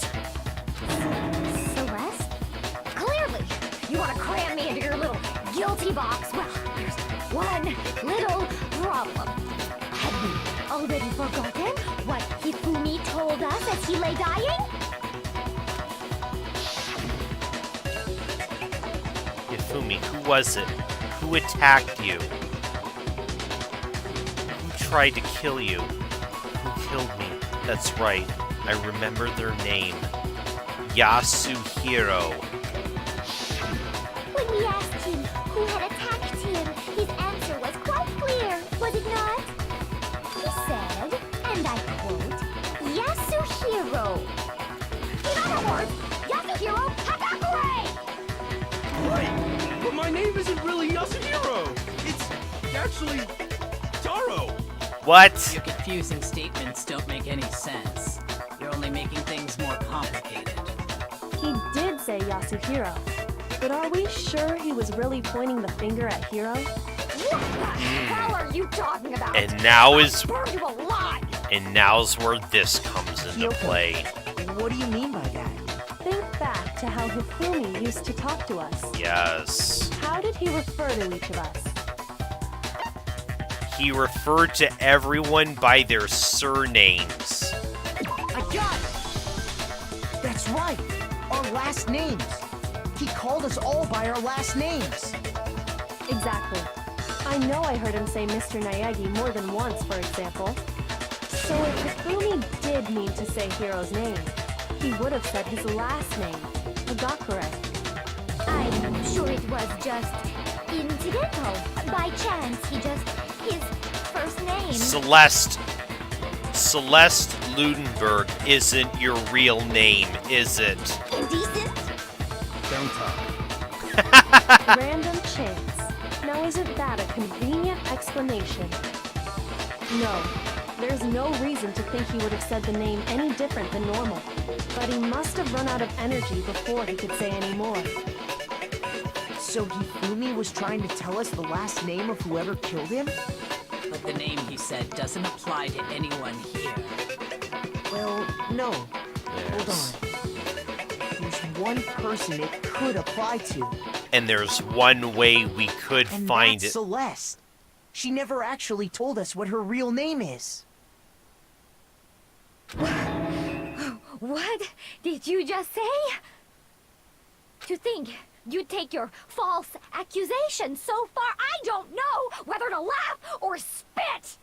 Come on! Enough with your idiotic blather! Yasuhiro is a loser's name! Do I look like a loser to you? Well, do I? What? I think I've earned the right to be a little on edge. Okay, then fill us in. What's your real name? Make sure your ear holes are wide open and listen up! My real name is Celestia Ludenberg. Could you please stop making me repeat myself over and over again? Celeste still won't give up, so then I have to do something to make her accept it.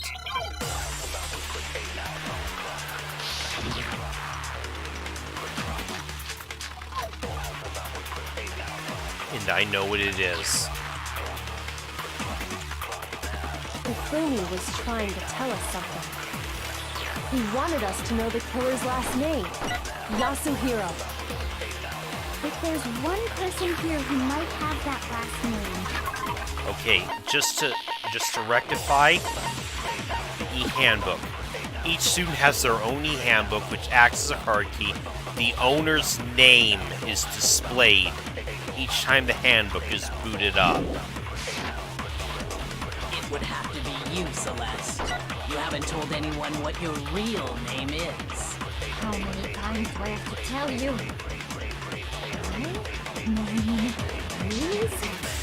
Celestia Ludenberg, God damn it! Whoa! How long do you plan to go on pretending? I'm not pretending. It's the truth. And since you have no way to contradict me, that's the only truth there is! Moron! Is there any way to make her face the truth? Hifumi he wanted us to know the killer's last name. If there's one person... It would have to be you, Celeste. You haven't told... How many times? Celestia Ludenberg, God damn it! How long do you plan to go on pretending? I'm not pretending. It's the truth. And since you have no way to contradict me... No, that's wrong.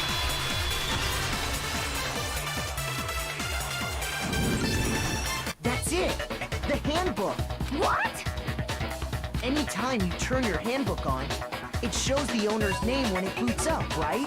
Right. Monokuma told us all about it before. This handbook is absolutely vital to a healthy school life, so don't lose it. When you start up, it'll display your name.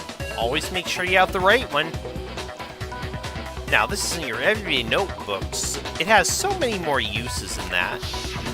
So all we have to do is check her handbook, and that'll clear up everything. That's how we can find out Celeste's real name. That's an invasion of privacy. I refuse to cooperate. Celeste, can you please just tell us what really happened? Yeah, come on. Just tell us. Celeste.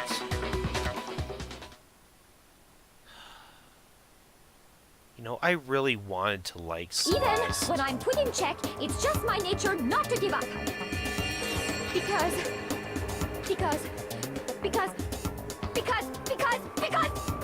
until the game's over, you never know what might happen. Whoa. Fine then. Let me settle it. Okay. Let me go over the case again, from the beginning. Oh god, shed light we on gotta all do your this crimes. again. And that'll bring everything to an end. Will it? Here we go. Okay.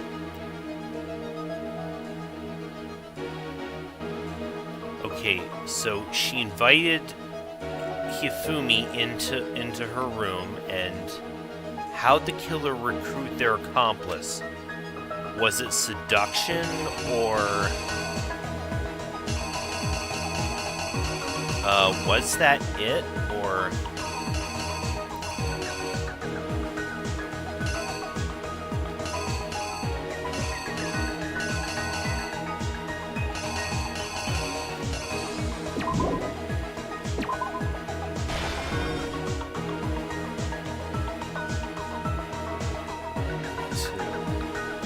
what time did the killers call their victim to the rec room?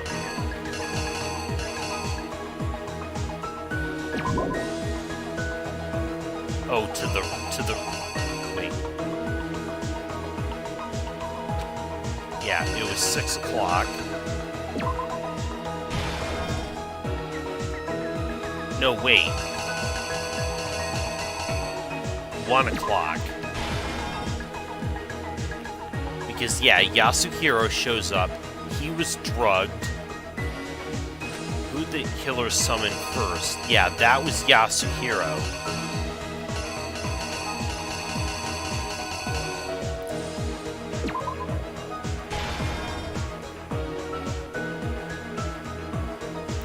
They knocked him out and stuffed him in the Robo Justice suit to falsify their evidence. They used a certain item to do it.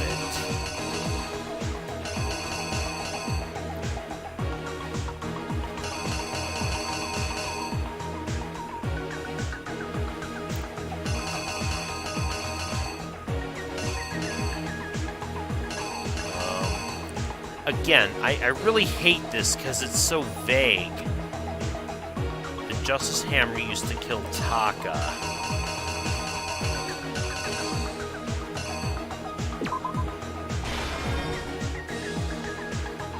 That was Hammer 4, but okay, wait, hold on.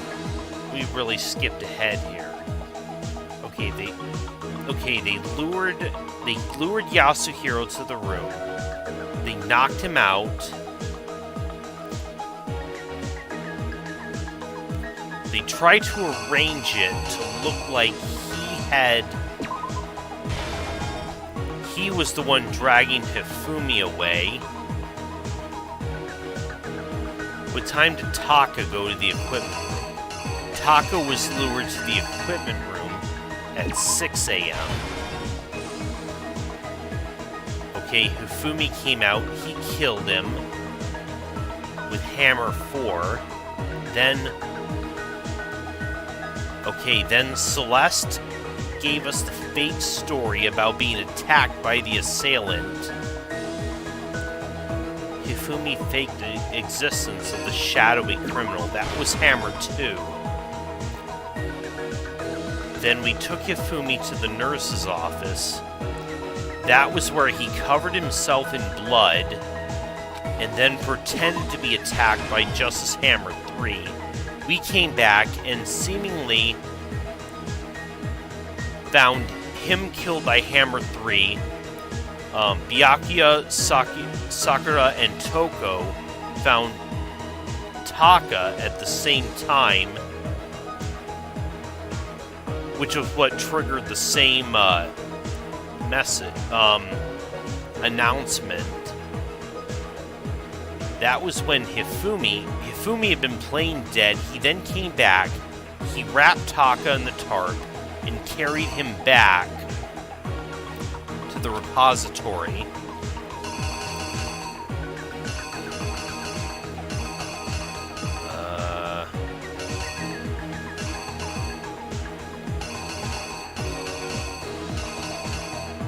Ah, damn it, I don't.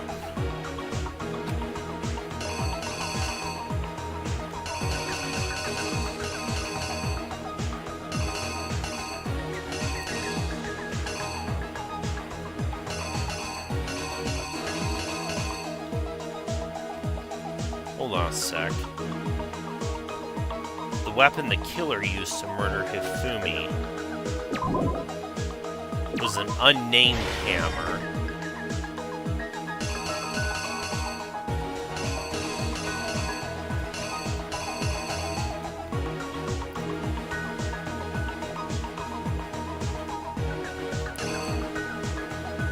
Probably to keep us confused, Scarlet.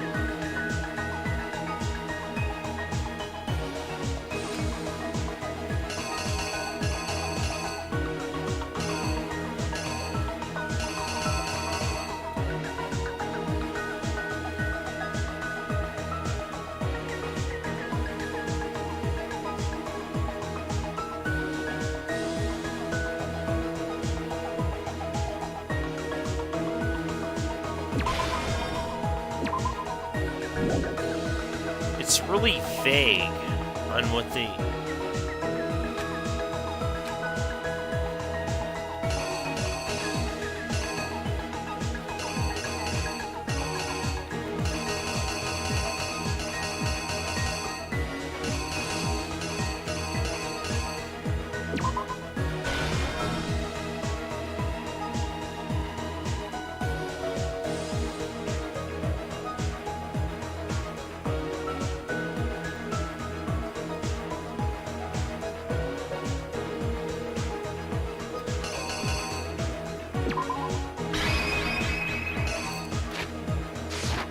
Here's exactly what happened.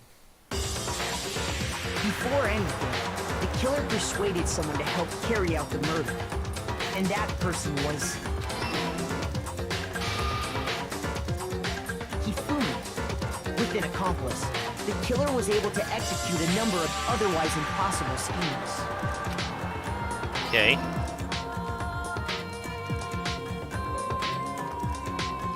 First, they convinced someone to meet them in the rec room last night at 1 in the morning. That someone they met with was Hiro. The murderous duo intended to pass Hiro off as the prime suspect. So when they met up with him, they drugged him, knocked him out, and stuffed him into the Robo-Justice suit. Yep. Next, Hifumi positioned himself to make it look like Robo-Justice was attacking him, while the killer used a digital camera to take pictures of the assault. They did all this just to create evidence that would put the suspicion on Hiro. When they were done with him, they shoved him, still unconscious, into the pool room locker. Yep. And then finally... She did get the camera earlier on in this chapter, Scarlet. They called Taka to the equipment room.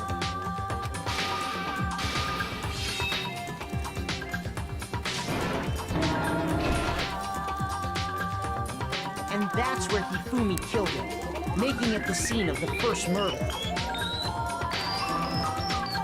The murder weapon was Justice Hammer 4, which was left there in the equipment room. The reason Hammer number 4 was used was to create confusion about the order of the crimes. Right. So, next they falsified 2 more assault incidents. For these attacks, the killers pretended to be the victims, to solidify Robo-Justice as the suspect. The first fake incident was the attack in the rec room. There, the killers wanted us to see Justice Hammer 1, and the Robo-Justice pictures they'd taken. They wanted to make sure we bought the surprise attack story. The second fake incident was the attack in the library. This time, they planted Justice Hammer 2 and an injured Hifumi to sell us that story. Yep. With these two incidents, the killers were able to create a certain preconception in our minds that the suspect was increasing the size of the hammers and attacking people in order as they did. We fell right into their trap and started looking for the suspect based on that. But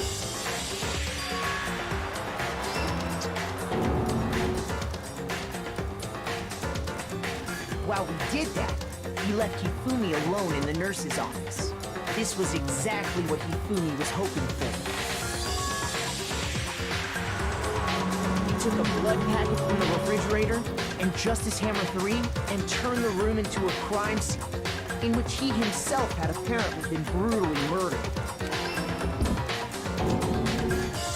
He let out a scream to draw us back, and when we returned, that's what we found. Meanwhile, the other group that had been out searching found Taka's body at the same time. So when we heard the body discovery announcement, we naturally assumed it was for Hifumi. We left the nurse's office, and Hifumi once again took advantage of the situation. He simply got up and made his escape. When we learned his body had disappeared, we all rushed back to the nurse's office. And once again, Hifumi had the chance he was waiting for. This time,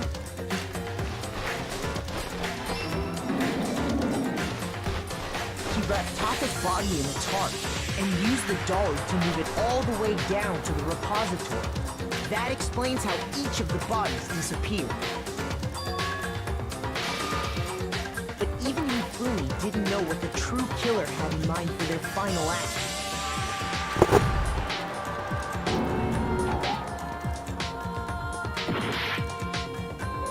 No, that was wrong. Aw, come on. Really? The final one?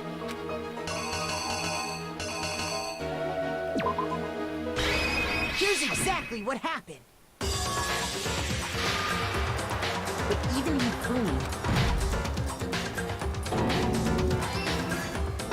their plan all along was to kill Hifumi and get rid of the one person who could betray them.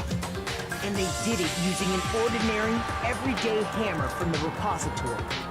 That should cover everything that happened in this case. And the villain behind it all is...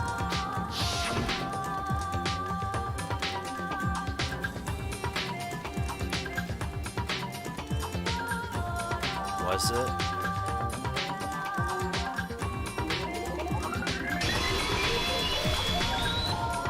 Celeste! Sorry, you lose.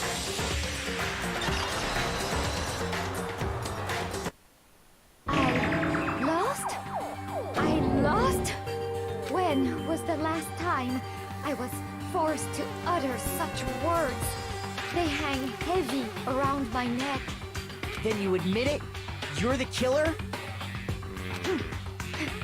Listen to you, trying to take charge, as if you're my private instructor. I, Celestia Ludenberg. Actually, no. Is that... Taiko Yasuhiro is fine. Oh, so it was right. Nico?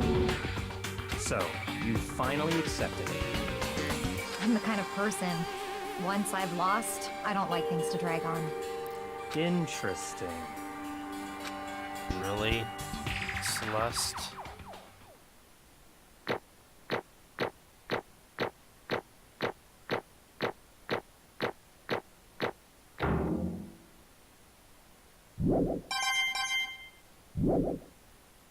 Okay, Monokuma.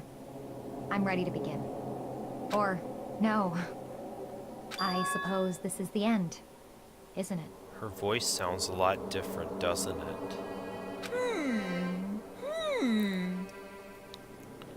It is indeed the moment the we've all coins been can be waiting used for. in the, Time to vote, okay? in- Okay. The coins are used in the, there's a vending machine at the store that you can use to get, like, presents that you can use for the different characters when you interact with them during free time? If you would, please locate your lever and cast your vote. And when the votes are tallied, who will become the blackened? Will you make the right choice or the dreadfully wrong?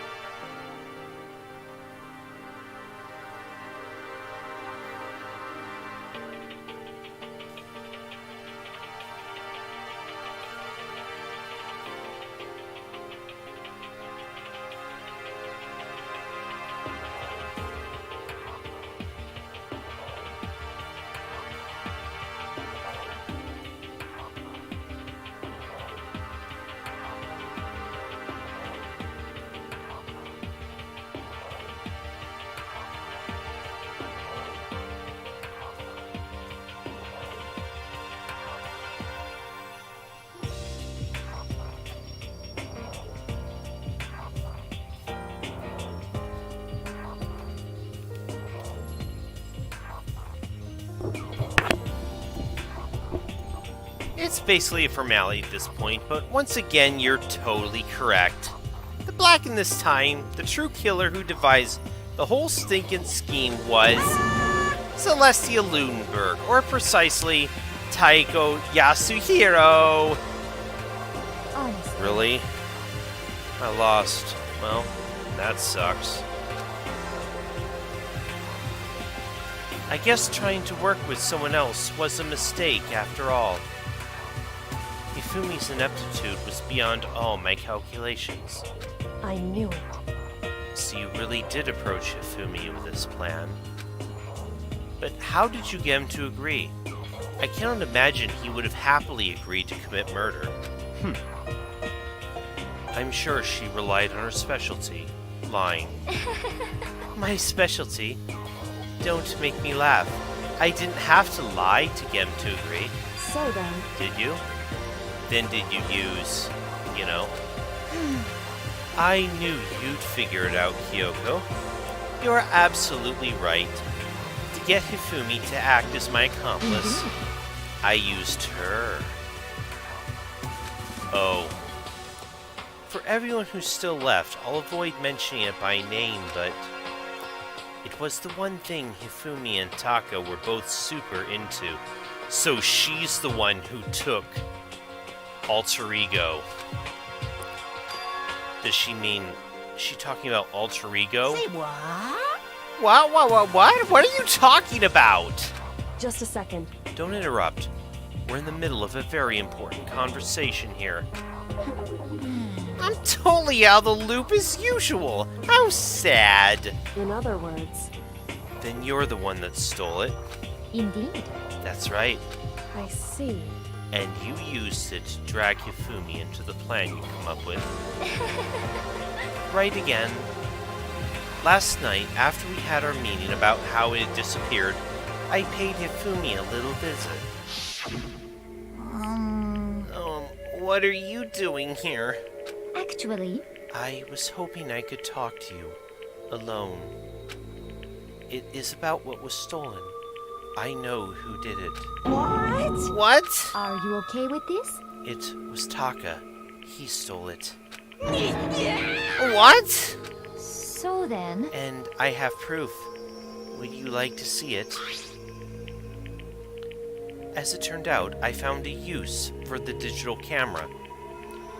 I had taken you-know-what to Taka's room earlier and took pictures of it there. I deleted the picture as soon as I had shown it to Hifumi, of course. Damnation! So it was him! But how'd he do it? She was supposed to yell if either of us got close to her. You're correct. Which is why Taka forced me to steal it. Say what? as for me, Please, forgive me. He threatened me. Oh, He did? As for me, He came to my room last night unannounced. And then it's hard for me to even say. He abused me. what? Is that how you... Wow, Celeste. And he took pictures. He said if I didn't do as he asked, he'd show them to everyone. So are you really saying... you told Hifumi that Taka tried to rape you and that he tried to use that to force...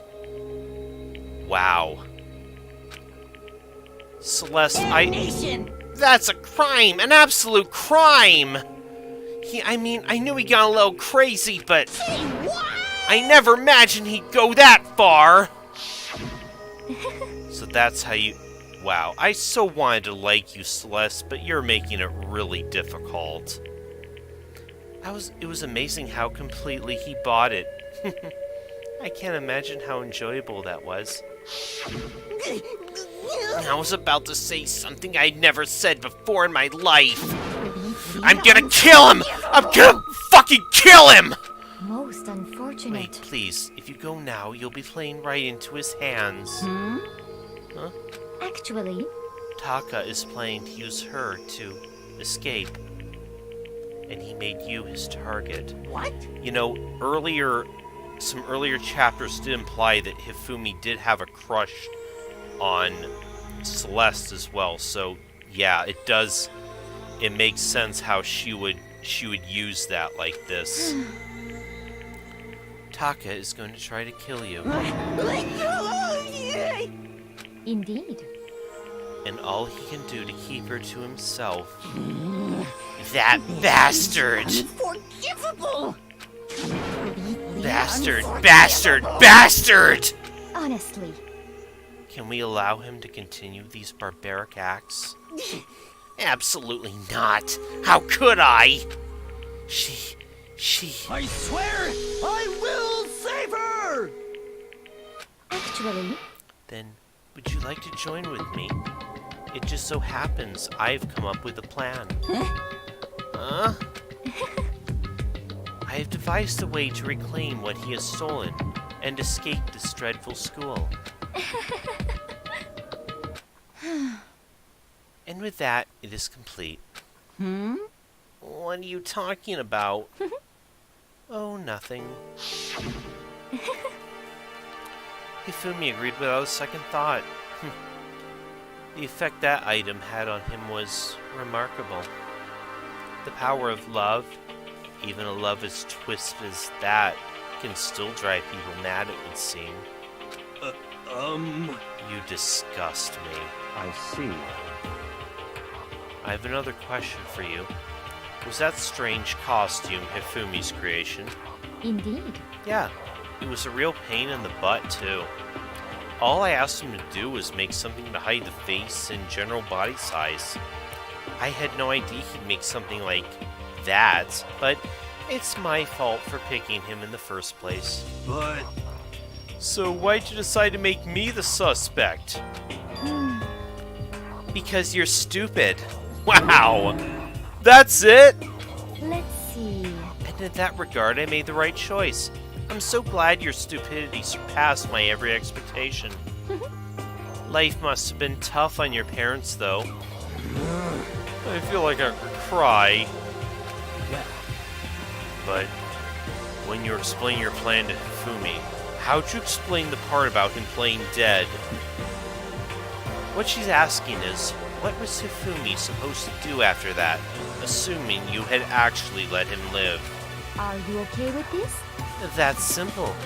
After he did his part and pretended to be dead, once someone showed up, I told him to say he'd been seriously wounded. He was on the verge of death, but he just barely held on. And he really believed that? Well, of course. That wasn't all there was to it. As I explained it to Hifumi, the plan was, while you were all questioning him about what had happened to him, I was going to murder someone else. At that point, Ifumi would have an alibi, so nobody could doubt him. I told him that, and he believed it. He didn't know that he was the target then. It all seems very straightforward. Stereotypical. I just matched the lie to the level of the opponent. In fact, Hifumi ate it up. He believed the lie wholeheartedly, right up until the moment of his death. So in Wow, the end, Celeste. So you had planned to kill him all along. But of course. There would have been no point to my plan if the one who pretended to be dead didn't end up dead himself. What the heck? How can human life be so little to you? Well, That's a non-issue. I simply did everything in my power to win. Don't be mean! Now you sound like Byakuya! I wonder about that. No, he derives his pleasure from the thrill of the hunt. In that aspect, we're nothing alike. Why? Then what made you take things this far? What the heck? Was it really just for money? Yeah, I mean, you're the ultimate gambler. Money should be no problem for you. Are you talking about the $10 million Monokuma offered us? That is a lot of money, it's true. But that's not all there is to it. What else is there? From the moment our new life here began, my only thought has been escape. But all along you've been saying how we have to accept living here. You little bitch. Obviously that was a lie! Hey, I couldn't take it. I hated it from day one. More than anyone else in here. you little bitch. I wanted to get out. Every day was fresh torture. And you want to know why? Huh? This is fine. Because I had a dream. And accepting life here would have meant nothing less than giving up on my dream forever. Honestly. And there was no way I could ever do that. In the underground world of gambling, I risked my life to make a metaphorical killing. As for me, And it was all for that dream. And what was this dream of yours? isn't it wonderful? To live in a European castle. A castle? And to gather handsome men from all over the world to serve as my butlers/bodyguards. I was gonna make them dress up like vampires and satisfy my every need. I would have totally signed on for that! Once I obtained that, it would have created a perfectly aesthetic world of This is decadence. fine.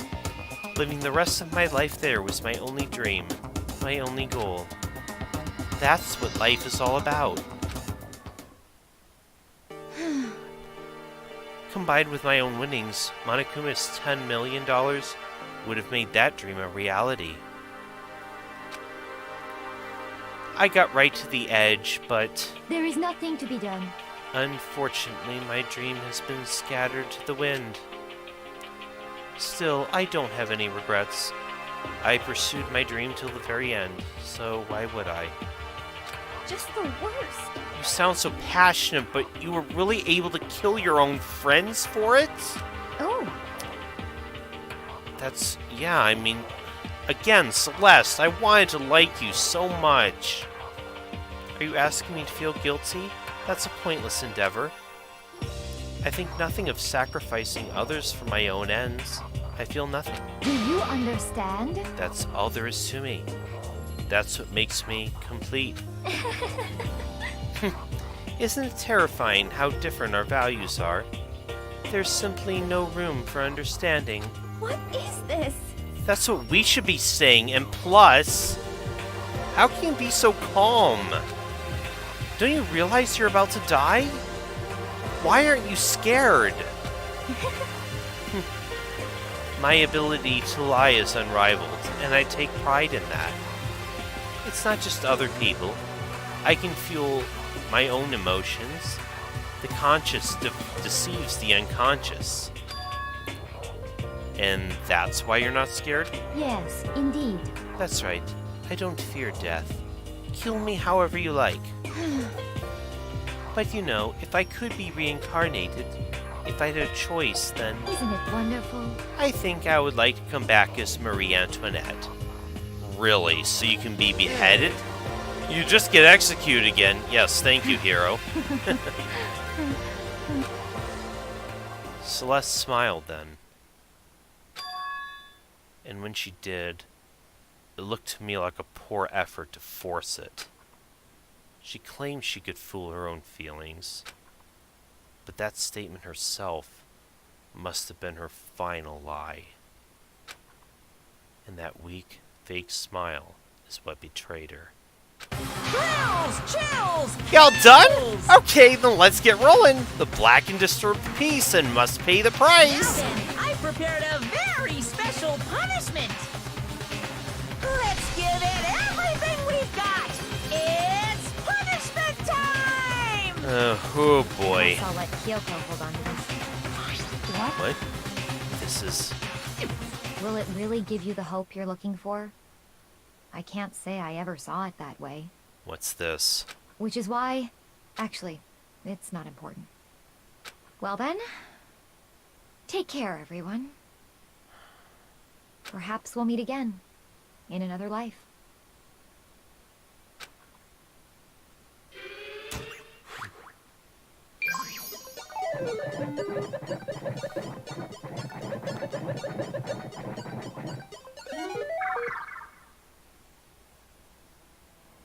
What's this gonna be?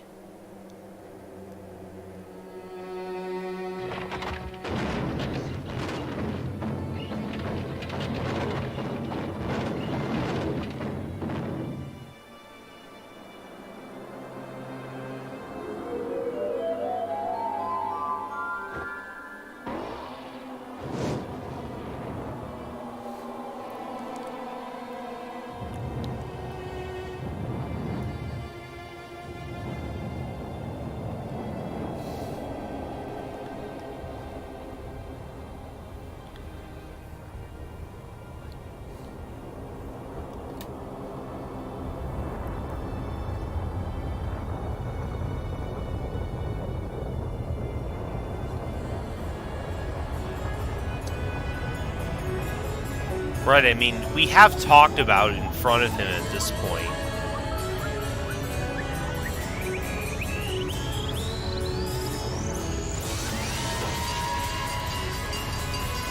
What the shit?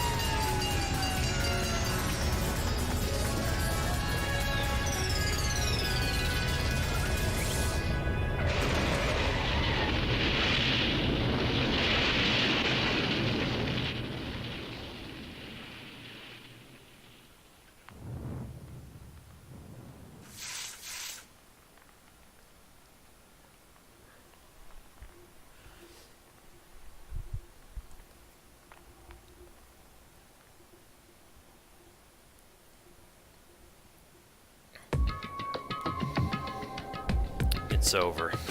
The third execution is over. Celeste's death is over. Celeste killed my friend, so I can't pity her, but I also can't deny at one point I considered her a friend, too. And for him to just come along and... Isn't it just awful? Someone couldn't cut free of their regrets from the outside world, and so more people had to die. Extreme! You guys are still young. You need to place more value on your lives. What are you gonna do? And here I thought you guys were gonna pass the torch of hope to the next generation. Let me out of here! What do I care about hope? I'll throw it in the trash if you just let me out of here. Too bad. You're all the embodiment of hope, whether you like it or not. And it's my destiny to knock you down one by one. It's sad, yes, but that reality just can't be avoided. Don't talk like you're not responsible. How long are you gonna make us keep going through this? What do you want from us? How strange. God, I'm so sick of people asking me that. Give it a rest already. So anyway, Kyoko, did I see you get some kind of key-type object from Celeste? Uh-oh. Hey! So, what's the deal with that? What? What's the matter? So then, I'll answer your question if you answer mine. you... What did you do? Huh? What did you do to me? Ooh. What? Hey, Answer me. What do you do to my body? What? Ooh, how exciting. Oh man, oh jeez! Oh man, oh jeez! What do you mean, what did I do? Not perverted stuff, I hope. I have no idea! I don't know anything about it! What was that just now? Mastermind did something? What does that mean? Okay, things are getting kind of awkward. I think it's about time I got out of here. Well, Meanwhile, you guys can go on and join your school life. If you get lonely, give me a shout. Not that I'll do anything about it, of course. see ya later. Monokuma disappeared, leaving us all depressed and in despair. Although it wasn't all despair, there was one small hope. Hey Kyoko, Monokuma mentioned it already, but what's that key Celeste gave you? so... Most likely, it's the key to one of the dressing room lockers. Huh? Then that means Celeste probably hid it in there. Hey, I suppose sometimes it's easiest to miss what's right beneath your nose. Well then, we'd better go check. Indeed. Good idea. I think Scarlet had the right idea here. We left the courtroom and rushed to the dressing room. As we approached the dressing room, Kyoko looked back at us and said, Hey, I'm going to go on alone from here. Everyone else head to the dining hall. I'll check in with you later. What?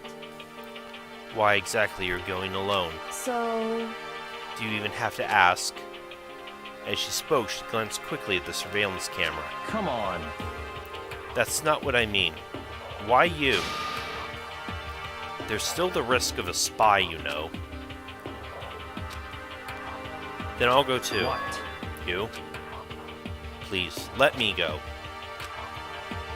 Standing here arguing is just going to draw more attention to us. Goodbye. Do whatever you want. Thank you, well Byakuya. then. Well then, it's up to you now. I'm gonna go to the dining hall, okay? So, Makoto and Kyoko are gonna go together? Oh, that blush, though.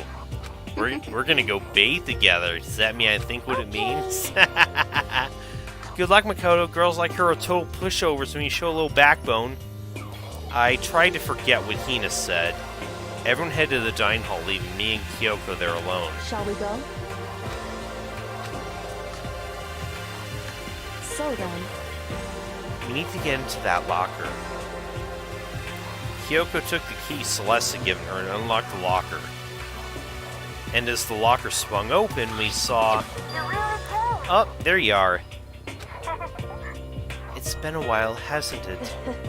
It's safe, thank goodness. I never heard Kyoko sound so relieved. It was like she was speaking from the bottom of her heart. I just did what Celeste asked. I didn't say a word. I stayed quiet the entire time. Oh, and I think I might be able to open the last of the files soon. Maybe as early as tomorrow. I'm doing my best, so please just wait a while longer. So now we can officially say the case is closed. As far as this incident is concerned, sure, but can we take a second? Since we have this opportunity, I want you to be honest with me. Kyoko, please tell me, what are you trying to do all on your own here at the school? Is that why you wanted to come here with me? however, Regardless, that's not something you need to know right now. I don't need to know. That just makes me even more worried. What? Worried? Like what happened during the investigation this time? You disappeared and we didn't see you again. Without warning, without explanation. When you do that, Indeed. it's only natural they think I'm the mastermind spy, right? And you too. Well, no. I believe in you. What? You believe in me. Isn't it obvious? People believe in their friends, right? That's why I want you to tell me. And I want you to believe in me too. Because we're friends. I understand. It's true. Then maybe I can believe in you. Just a little bit more. Then That's fine. I'll tell you. I'll tell you why I've been disappearing and where I've been going. You see, what I heard from Kyoko then was, well, frankly, it kind of blew my mind. Right after I told Kyoko I believed in her, she told me a story that was, well, almost unbelievable. I decided I had to confirm what she told me with my own 2 eyes, so I waited for nighttime to come. And when it did, I went into action. Oh, what's this? Correct. The boys' bathroom on the 2nd floor doesn't have a surveillance camera or a monitor in it. And in the storage closet there, way in the back, she said it was way in the back of the boys' bathroom storage closet, but can Kyoko really be right about this? Well, there's only one way to find out.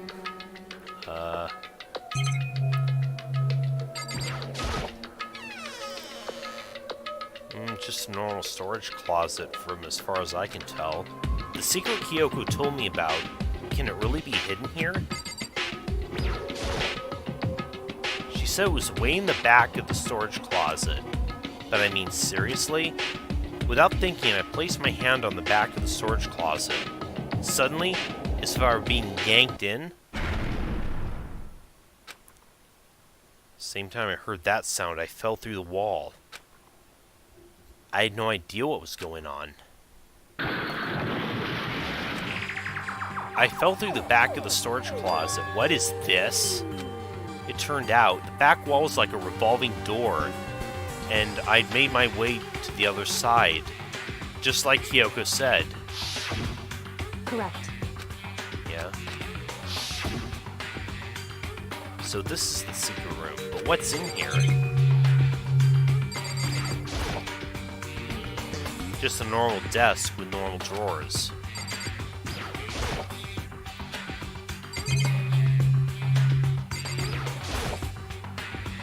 There's a bunch of files and what look like volume after volume of yearbooks. They're all covered in dust.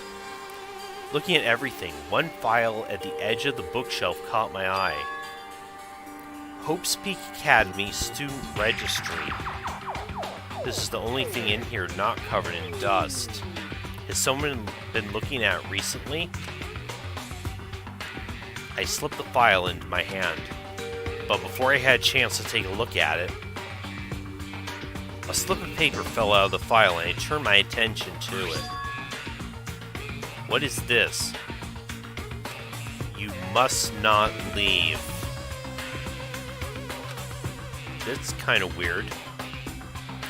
I can understand if it said, like, I can't leave, but you must not leave? What is this? My head feels funny. The strange sensation. It's like deja vu. Those words, you must not leave.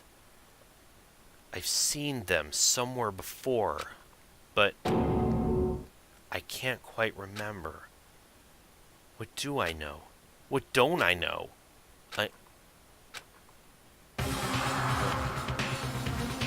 Oh shit, what's that? A strange sound rang out through my head. It felt like it was shaking my brain back and forth. And then, darkness. I don't understand what's happening. I don't know what started it. It's all over. And with that, I opened my eyes. I don't know how long it had been. Rey Mysterio just smacked me on the head, right? Ugh. Ow. Apparently something hit me and I lost conscious. That's all I understood. That dull, throbbing pain in my head proved that much at least. Yeah, it's all gone. An empty bookshelf. Empty? Gone. It's all gone. The yearbooks, the student registry, and even the note that fell on the floor. It's all gone. What's this mean? But my brain refused to do any more work. The insistent pain in my head began to spread across the rest of my body. For now, I should go back to my room, get some rest. My body was heavy with pain, my mind heavy with thought. I dragged myself back toward my room. Somehow I made it back to the first floor of the school. The further I walked, the more I felt. Things are getting blurry. I can't see in front of me. I couldn't stop myself from collapsing right there. And after that... Huh? As if from a vast distance, I heard a sound. It was faint but undeniable. That sound. It's coming from the gym? Oh, what's this now? As I desperately hauled my shaky frame toward the gym, the sound got stronger and stronger. What's going on? It can't be nothing. Here in the gym?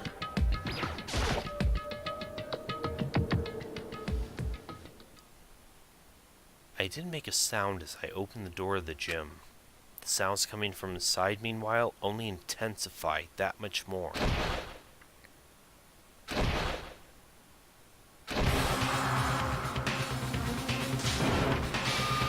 Oh, is that Sakura? Fighting Monokuma? Before me raged a battle beyond anything humanly possible. No one's side's not human, that's for sure, but regardless, I couldn't stop staring. I forgot to move or even breathe. Why, what do you think you're doing? I asked you a question. What's the meaning of this? How dare you defy me? Huh? This wasn't part of the deal! The deal? I've made a decision. I will no longer retreat, no longer compromise, no longer regret. I've made my decision. I'm going to resist you. Okay. But you do realize what will happen if you go through with this, right? You haven't forgotten, have you? What I'm holding hostage? Hostage? So, what am I looking at? What am I hearing? A hostage? Then could it be? The mastermind spy is...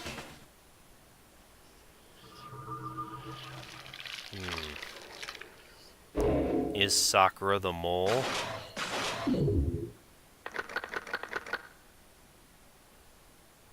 And we're down to 7.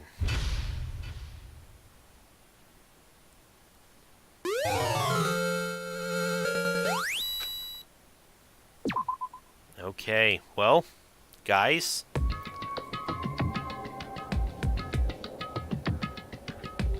Oh, well, with this lovely image, I think we're gonna call it a stream.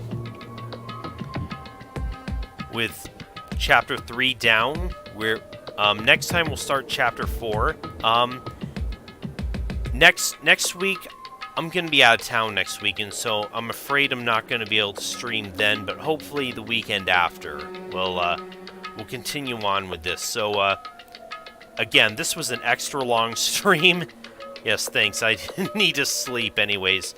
Well, I let it go for a lot longer this time because I wanted to knock out Chapter 3 anyways. Again, 1 chapter per stream, and we did get a late start on this chapter anyway, thanks to technical problems. But so, anyways, have a good night, guys, and I'll see you guys next time.